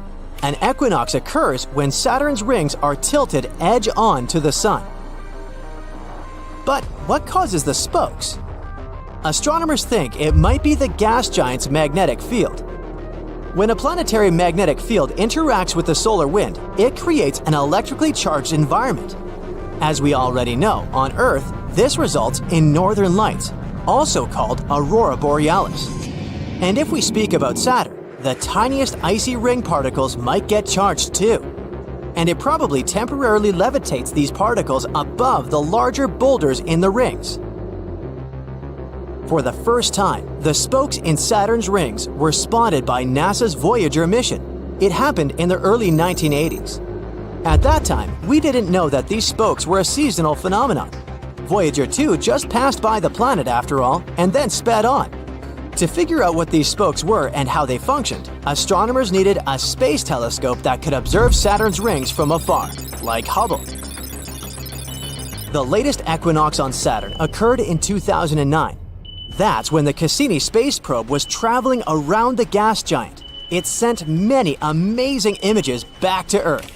It managed to prove quite quickly that the spokes weren't caused by gravitational interactions with Saturn or the influence of the gas giant's moons or small moonlets, which make up the planet's rings. It was the year 2005 when Cassini confirmed that the spokes were related to Saturn's magnetic field. And even though that mission was finished in 2017, now Hubble keeps its long-term monitoring of the changes on and around Saturn. Despite all the observations, astronomers still can't predict the beginning and duration of the spoke season. Luckily, Saturn's prominent rings are a perfect laboratory for studying this phenomenon, because even though other gas giants in the solar system also have rings, those are not so visible. And scientists don't know whether spokes occur on those planets. From where we stand, the sun seems so calm and peaceful, but like humans, and basically the whole living world, the sun has its own phases when it's more or less active. It's just that the consequences are way bigger and more chaotic when the sun becomes hyperactive. Let's zoom in to see what's happening up there. So one of the ways we measure the activity of our star is by counting sunspots on its surface. Sunspots are dark patches that form when the sun's magnetic field gets all tangled up. It's simple. The more sunspots, the more active our sun is. And it seems the sun has been partying like crazy recently. The number of sunspots scientists have seen is the highest for nearly 21 years. In June, 163 sunspots appeared on the sun's surface. The last time we had so many dark patches across the sun was in September 2002, when there were 187 of them. Uh-oh. It seems this chaotic party is getting closer to its peak. And that's something we call solar maximum. How does all this even happen? The sun's magnetic field is strong and organized at some point. But as we said, sometimes comes the time when it kinda ends up tangled, sort of like a ball of rubber bands that are wound together very tightly. This also means plasma is rising from the surface, forming loops, and causing a mess in the shape of solar flares and something we call coronal mass ejections, CME. That's when plasma in the sun's upper atmosphere, called the corona, goes crazy and bursts really strong. Then at some point, this ball snaps and completely flips and turns the South Pole into the North Pole and vice versa. All this happens every 11 years or so. So when the sun comes into this phase when it becomes very active, it shoots out hot blobs of plasma, gets big dark spots as large as planets, and releases powerful eruptions of energy and radiation. Something fascinating happens when the sun becomes more active. A thing called plasma waterfall or polar crown prominence, PCP. It's like a mini eruption that starts on the sun, and it seems like it tries to get away, but then the sun's magnetic field pulls it back before it can escape into space. And this plasma waterfall is really spectacular. It goes up to 62,000 miles above the surface. It's like you stack 8 Earths on top of each other. Then there's something called a polar vortex. It's like a gigantic halo of plasma that rotates around the sun's north pole really fast. This vortex happens when a large tentacle of plasma snaps apart and falls back toward the surface, similar to how a plasma waterfall forms. Scientists don't know why this plasma stays above the sun's surface for so long. And one of the cool examples of CMEs was a giant one in the shape of a butterfly in March this year.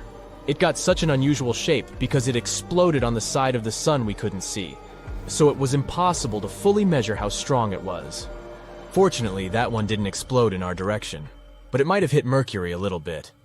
And it's possible it knocked off some dust and gas since Mercury has a weak magnetic field.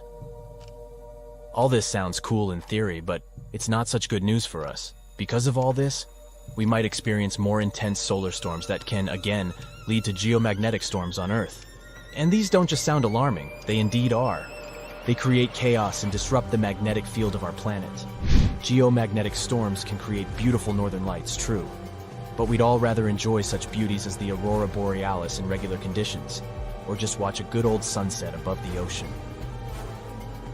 It's not that every solar storm will necessarily hit Earth, even if there are more of them. To reach our planet, they must be pointed in the right direction at the right moment. But if that happens, the storm can ionize the upper atmosphere and bye-bye our communications. It can cause temporary blackouts for systems such as GPS and radio. It isn't necessarily a big problem on its own, but it can be very dangerous if it happens at the wrong time, like during a tsunami or an earthquake. The storms can also damage electrical infrastructure, like rail lines and power grids. If you're on a plane at that time, you might be exposed to higher levels of radiation. It's still not clear how dangerous that will be for you, but it can be a serious problem for astronauts in space. When solar storms mess with the magnetic field, this can affect the migrations of some animals, such as sea turtles, whales, and birds. Since things in the animal kingdom mostly work in the natural order, who knows how these animals go through or even survive such changes? And when the sun is at a maximum of its activity, satellites in space are in trouble too. We have more satellites in space than ever before. And when the upper atmosphere becomes denser because of all these changes, this can push satellites in different directions. They might crash into one another, or some can even fall back to Earth, which again is only cool in movies with superheroes who can relatively easily deal with this stuff. Hopefully, we'll avoid a massive solar storm like the Carrington event. The story was similar. In August 1859, astronomers across the globe watched how the number of sunspots was getting bigger and bigger. A man named Richard Carrington was among them. At the beginning of September, he was sketching the sunspots when, out of a sudden, he was blinded by a flash of light. It lasted around 5 minutes, but it was spectacular. He later described it as a white light flare. It was a very strong coronal mass ejection, CME, and in only 17.6 hours, this storm crossed the long way between the sun and our home planet, 90 million miles, and unleashed its force on us, even though this usually takes days.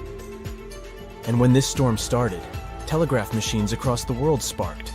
Operators got electric shocks, and paper even caught fire. People were really scared and confused because they had never seen such bright skies before. Some even thought it was the end of the world. The next day, telegraph workers still couldn't work properly because Earth's atmosphere was still charged. They even managed to send messages using the auroral current instead of regular electricity. But it brought something incredible, 2 stunning auroras in the sky. People in Hawaii and Cuba could see beautiful northern lights, while those as far north as Chile could see the southern lights. It's all slowly but steadily escalating. Take solar flares, for example. These are powerful bursts of energy from the sun. In 2022, there were 5 times more of these flares compared to the previous year. Plus the strongest ones, X-class flares, have been getting stronger and more common than before too. And this might be way more extreme than anyone thought. Plus, it's likely to start a little bit earlier than we predicted. Scientists first thought the peak would happen in 2025, but it seems it could even occur by the end of 2023. We can't completely protect ourselves if a solar storm hits us directly, but we can still do some things like ground planes, adjust the paths of satellites in space, and try to make sure vulnerable infrastructure stays safe. To do all this, we need better solar weather forecasts to help us get ready for the worst. All this might sound very bad at first, but don't worry, solar flares won't destroy our planet. They do send charged solar material toward us at pretty high speeds, but it's not like we're completely doomed if these things hit us. Our planet won't leave us unprotected. We still have the atmosphere and magnetic field that keep us relatively safe. Our thick atmosphere is like a shield that blocks radiation that might harm us. So these solar flares can mostly affect technology, but they won't destroy Earth. I guess we have our own superheroes after all. The Hubble Space Telescope was put into a low Earth orbit in 1990. If you think about it, it's had over 30 years of experience looking at various space objects. It was named after astronomer Edwin Hubble and was built by NASA. It is also part of a group of devices called NASA's Great Observatories, along with the Compton Gamma Ray Observatory, the Chandra X-ray Observatory, and the Spitzer Space Telescope. The Hubble Space Telescope was built to explore the universe and answer some of its biggest questions, such as how galaxies form and evolve, and how the universe itself has changed over time. The telescope has made many important discoveries, including providing evidence of the existence of dark matter and helping to determine the rate of expansion of the universe. One of the most famous images taken by the Hubble Space Telescope is the Pillars of Creation. It's a photo of a region of the Eagle Nebula, where new stars are born. The photo, which was taken in 1995, shows massive pillars of gas and dust towering above the nebula. It has become one of the most iconic images of the universe. The Hubble Space Telescope continues to operate and make important scientific discoveries, despite some initial technical difficulties. In 1993, a problem with the telescope's main mirror was discovered, which affected its ability to focus light properly. A repair mission was sent to the telescope in 1994 to fix the problem, and since then, the telescope has continued to work perfectly. One of the more interesting discoveries made by this amazing telescope is actually pretty recent. A report based on the data from the Hubble Space Telescope shows that there is a faint glow in space around the solar system that cannot be explained by anything we know to exist. Because they have yet to figure out the source, astronomers call this mysterious glow ghost light. We don't know that this light is not coming from the stars or galaxies near the solar system, nor is it coming from dust on the solar system's plane. The researchers aren't sure what the source of the light is, but they think it might be tiny particles of dust and ice left by comets. But it's only a theory that has not yet been confirmed. When we study the universe, we often find bright things like planets, stars, and galaxies. But from time to time, we discover some light coming from places where we didn't expect to see it, like from between planets. This light may be coming from deep within our solar system, and it may be a new phenomenon that hasn't been studied before. In other words, there may be something at the center of our galaxy that produces a lot of light. Spacecraft Voyager 1 also captured images showing a lot of light coming from the edge of our solar system. How come we haven't noticed this until now? Well, because most of the light in pictures taken by the Hubble telescope comes from things close to Earth. But people usually ignore this light because they're interested in things like stars and galaxies that are farther away.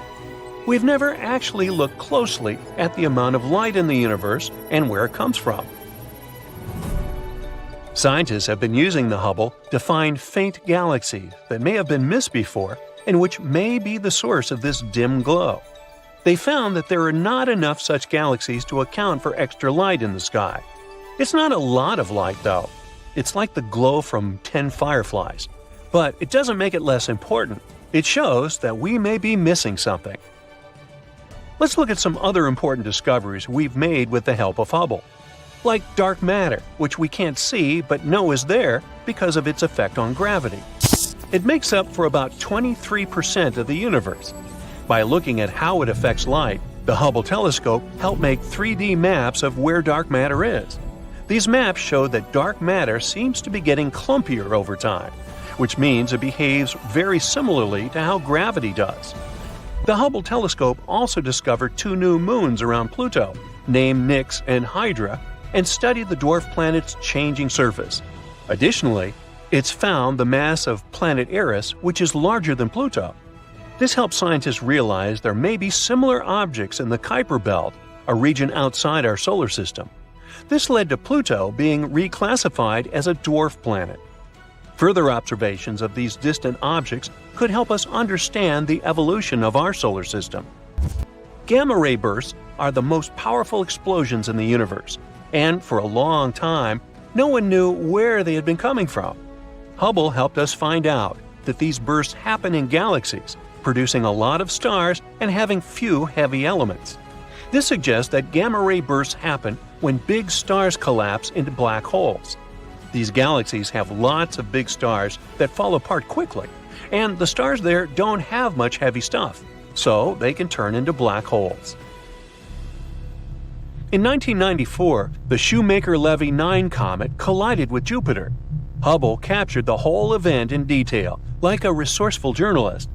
The impact broke the comet into a lot of small pieces, which resulted in 21 other visible collisions. The largest impact created a fireball and a dark spot on Jupiter's surface. Hubble's observations not only sparked public interest in cosmic impacts, but also provided new insights into Jupiter's atmosphere. To move forward with our list of discoveries made by the Hubble telescope, we also need to talk about black holes. There are points in space where gravity has so much force that even light cannot escape it.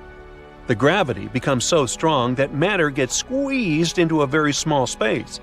We know that this can happen when a star, like the Sun, nears the end of its life. At the beginning of its life, a star's hydrogen ignites in its dense hot core. Because of gravity, it tries to draw its own mass into a tiny point. As long as it has the energy generated by the hydrogen fusion, it also pushes outward. If we look at it this way, the life of a star depends on a delicate balance between these forces, and it can last millions or even billions of years. Once that energy is exhausted, the only force remaining is that of gravity. So, some stars become black holes. Since light itself cannot escape its pull, we can't visualize black holes. For the human eye, they are invisible. We need special tools and unique telescopes to help us point them out in the universe. Hubble found that most galaxies with a central bulge of stars likely have supermassive black holes. It also noticed a strong connection between the size of these black holes and their host galaxies, which might help us understand how the universe has changed over time. Then, what is a supermassive black hole, you might ask? Go ahead, ask it. It is a very large black hole that is typically found at the center of a galaxy. It is millions or even billions of times more massive than our Sun. These black holes are so powerful that they can swallow stars and even entire galaxies. Scientists are still exploring these mysterious objects, but they believe that they play a crucial role in the formation and evolution of galaxies. Now, before Hubble, we really didn't know how old the universe was. It often led to weird paradoxes, like the one where stars discovered by astronomers were older than the universe itself. But by figuring out the approximate rate at which the universe is expanding, Hubble helped us narrow down its age, which is about 13.75 billion years. Trying to figure out the exact age of the universe is an important question. That's because most astronomers think that the universe has not existed forever, but appeared in one really hot and dense fireball called the Big Bang. I wasn't around then. From thousands of dollars worth of treasure to brand new phones and ancient cities, let's dive into the water and see what we can find. Imagine going to the river to enjoy a boat ride. Who wouldn't want to take a couple of pics to make the memories of this trip last forever? Oops, the water split. Luckily, you've taken precautions and put your gadget in a waterproof bag. But what if you drop your phone to the bottom of the lake along with this case? This is what happened to some people. A scuba diver and a YouTuber dived into a river popular with tourists and lost some of their gear worth $20,000, including new iPhones and some jewelry. Oops. You might be familiar with the image of a car getting pulled out of the water, either from the movies or TV news. Large cargo vessels sometimes sink, and trucks inside them go along. That's what happened with the Thistlegorm wreck. It sunk in 1941 in the Red Sea, and these Bedford trucks were inside. Want to see something more valuable, like treasure? A British cargo ship was carrying a heavy load of silver ingots, but the vessel sank. Treasure seekers knew there was silver on the ship. Since the 1940s, they've been looking for it. The Odyssey Marine team got lucky. They made the discovery in 2011. The treasure was more than 14,000 feet below the surface. The ship had carried more than 110 tons of silver ingots. Finders keepers! The Odyssey team kept 80% of the treasure and gave 20% to Her Majesty's Treasury. Of course, there were more items on the ship, like letters, teapots, and silk sheets.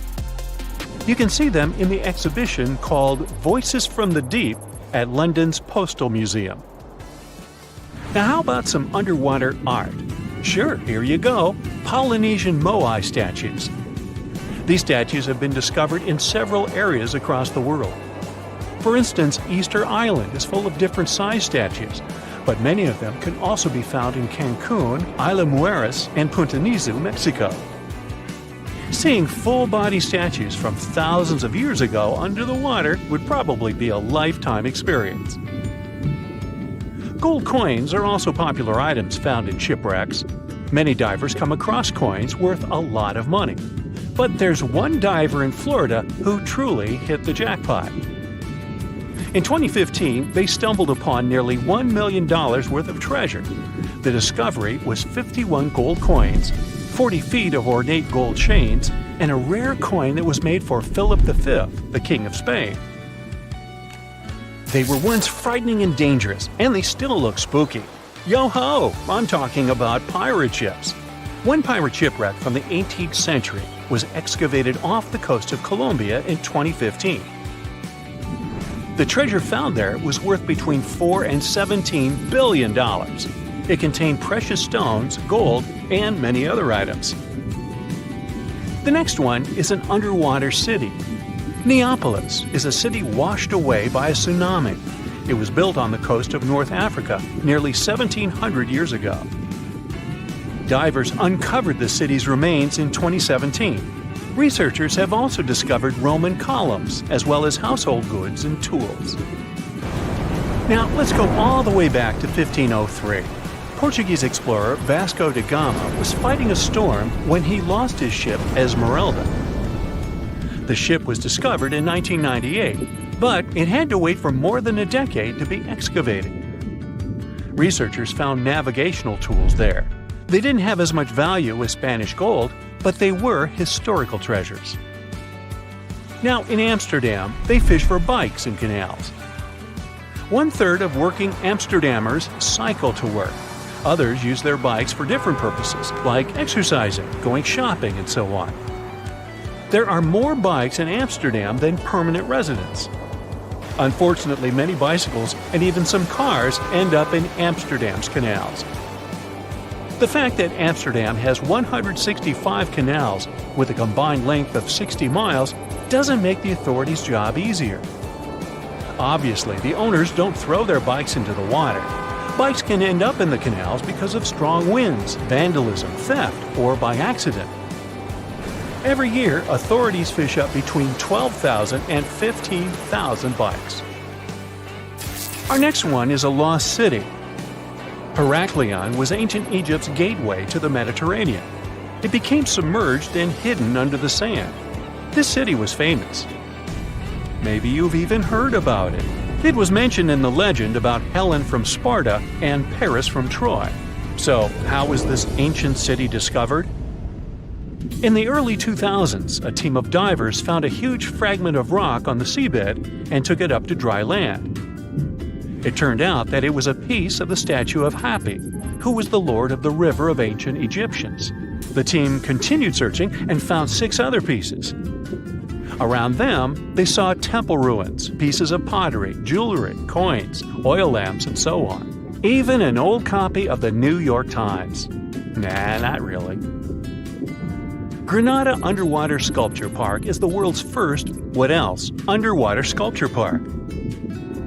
Why is this park so special, besides being located in the beautiful waters of the Caribbean? You can see the park on a snorkeling or scuba diving trip.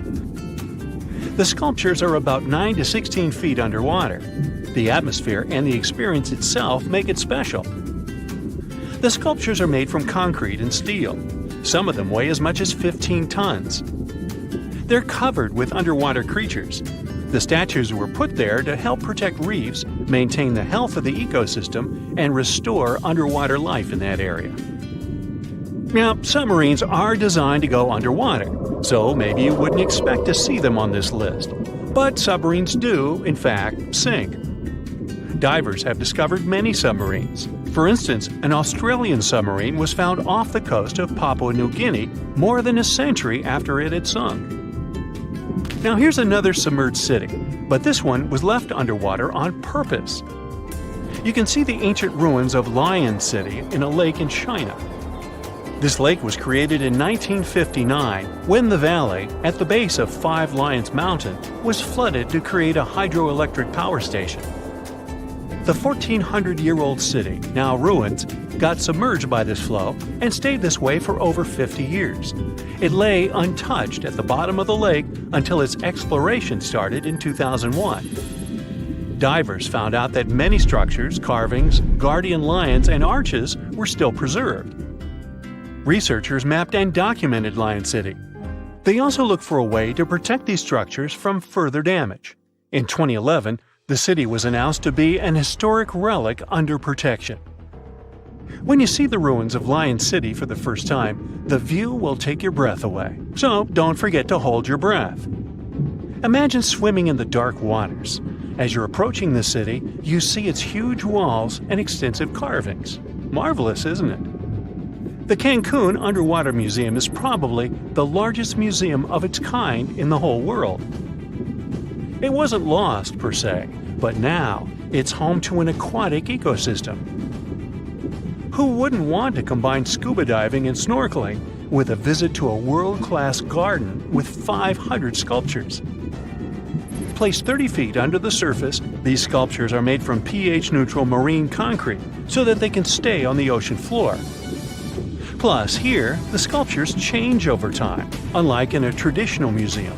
That's because they become part of the underwater environment and a home to various plant and animal species. In one installation, nearly 450 life-size figurines are grouped together to hint at the harmonious coexistence of humanity.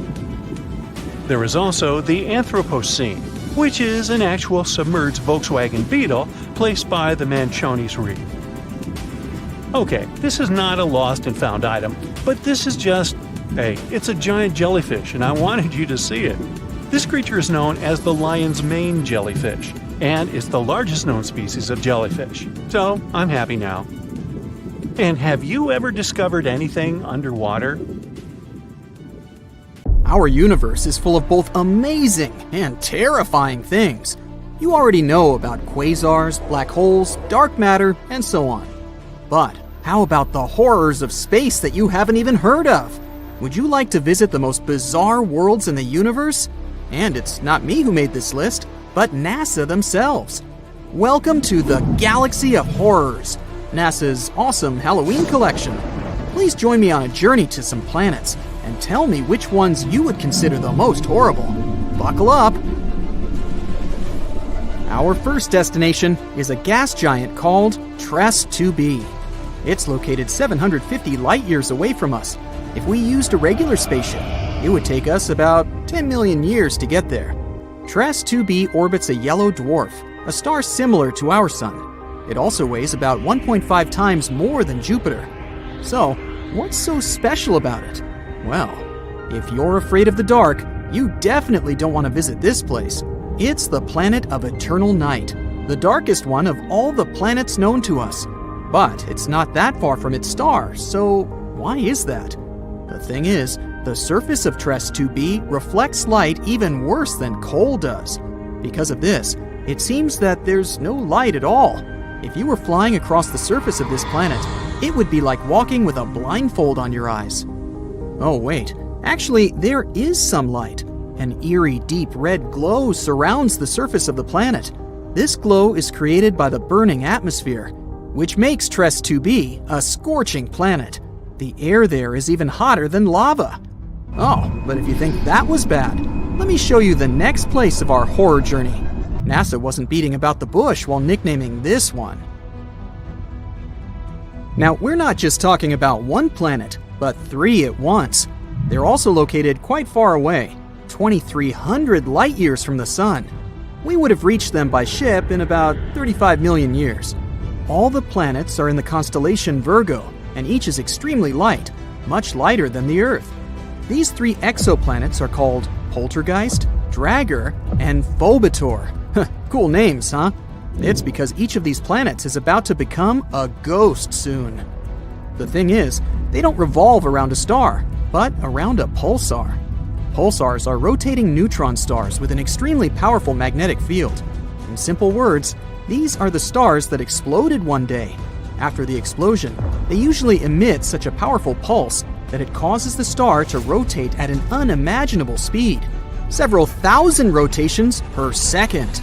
At the same time, they constantly emit electromagnetic pulses that affect everything around them. So, you've probably already guessed what's happening with our zombie planets. They're slowly, gradually being destroyed under the gigantic influence of radiation. One day, they'll disappear without a trace. Ghost-like planets orbiting an undead star?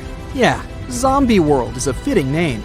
It's also not surprising that scientists nicknamed this pulsar Lich, despite the long official name. Well, at least these guys stick together on their final dance. This planet has a long name, so bear with me.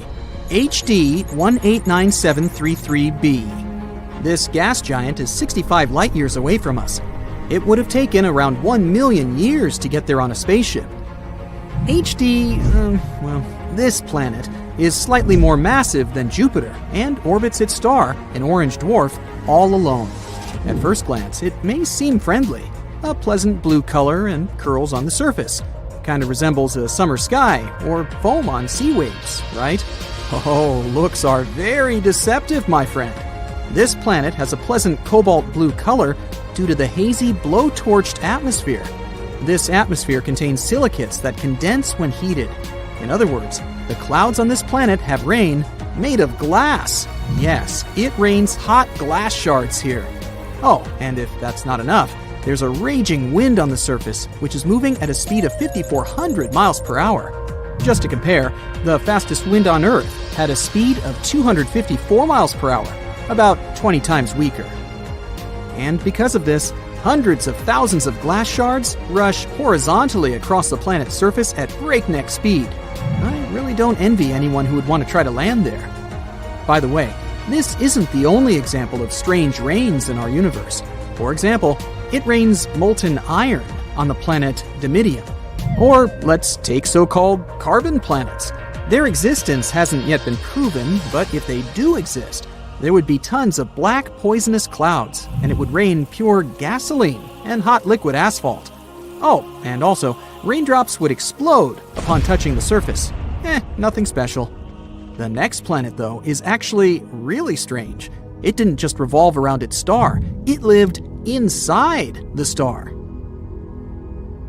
This cosmic miracle is called Koi 55b, or Kepler 70b. This planet is very far away from us, 4,000 light-years. It would take about 70 million years on a spaceship. It's twice as light as Earth and fully rotates around its star in just a couple of hours. A long time ago, it was an ordinary Earth-like planet about the size of Jupiter. It was peacefully and calmly orbiting its red dwarf star, Koi 55. But everything changed about 700 million years ago. Perhaps you've heard that in a couple billion years, our sun will begin to expand into a huge star, absorbing everything in its path. Well, this is the fate of red dwarfs. Sooner or later, they increase, turning into incredibly hot blue giants. The same thing happened with Koi 55. This star began to increase in size and heat up in temperature, gradually turning into a blue-white giant. it was ready to devour its nearest planets. But Koi 55b didn't care about it. When the star reached it, this planet just settled inside. And moreover, after some time, it left its star, simply returning to the new orbit. How was that even possible? Life inside its star turned Koi 55b into a red-hot round stone. It's one of the hottest planets we've discovered so far. The temperature on it reaches 12,000 degrees Fahrenheit. It's hotter than the sun, which is, let me remind you, an actual star. And for some reason, it's still alive and lives as if nothing happened. Unfortunately, sooner or later, the planet will disappear anyway. It's slowly evaporating itself due to the incandescent atmosphere. But still, it somehow managed to survive the journey through the star, which isn't typical for regular planets, to put it mildly. I envy this willpower. However, not all planets are so lucky. Some are gradually being destroyed by their stars, and there is even an entire system among them.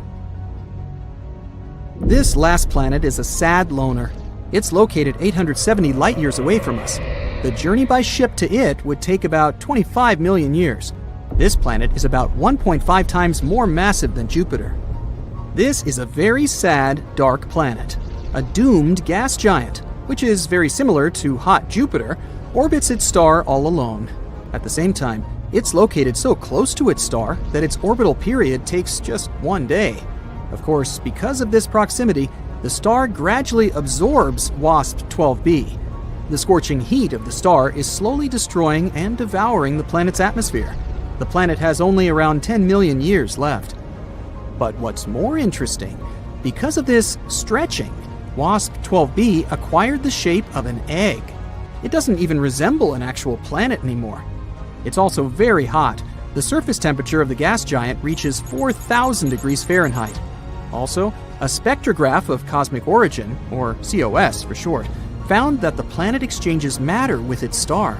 They're located so close that they give each other part of their chemical elements. This is a common phenomenon in closely spaced binary star systems. But this is the first time scientists have seen this in a star-planet relationship. What a unique system.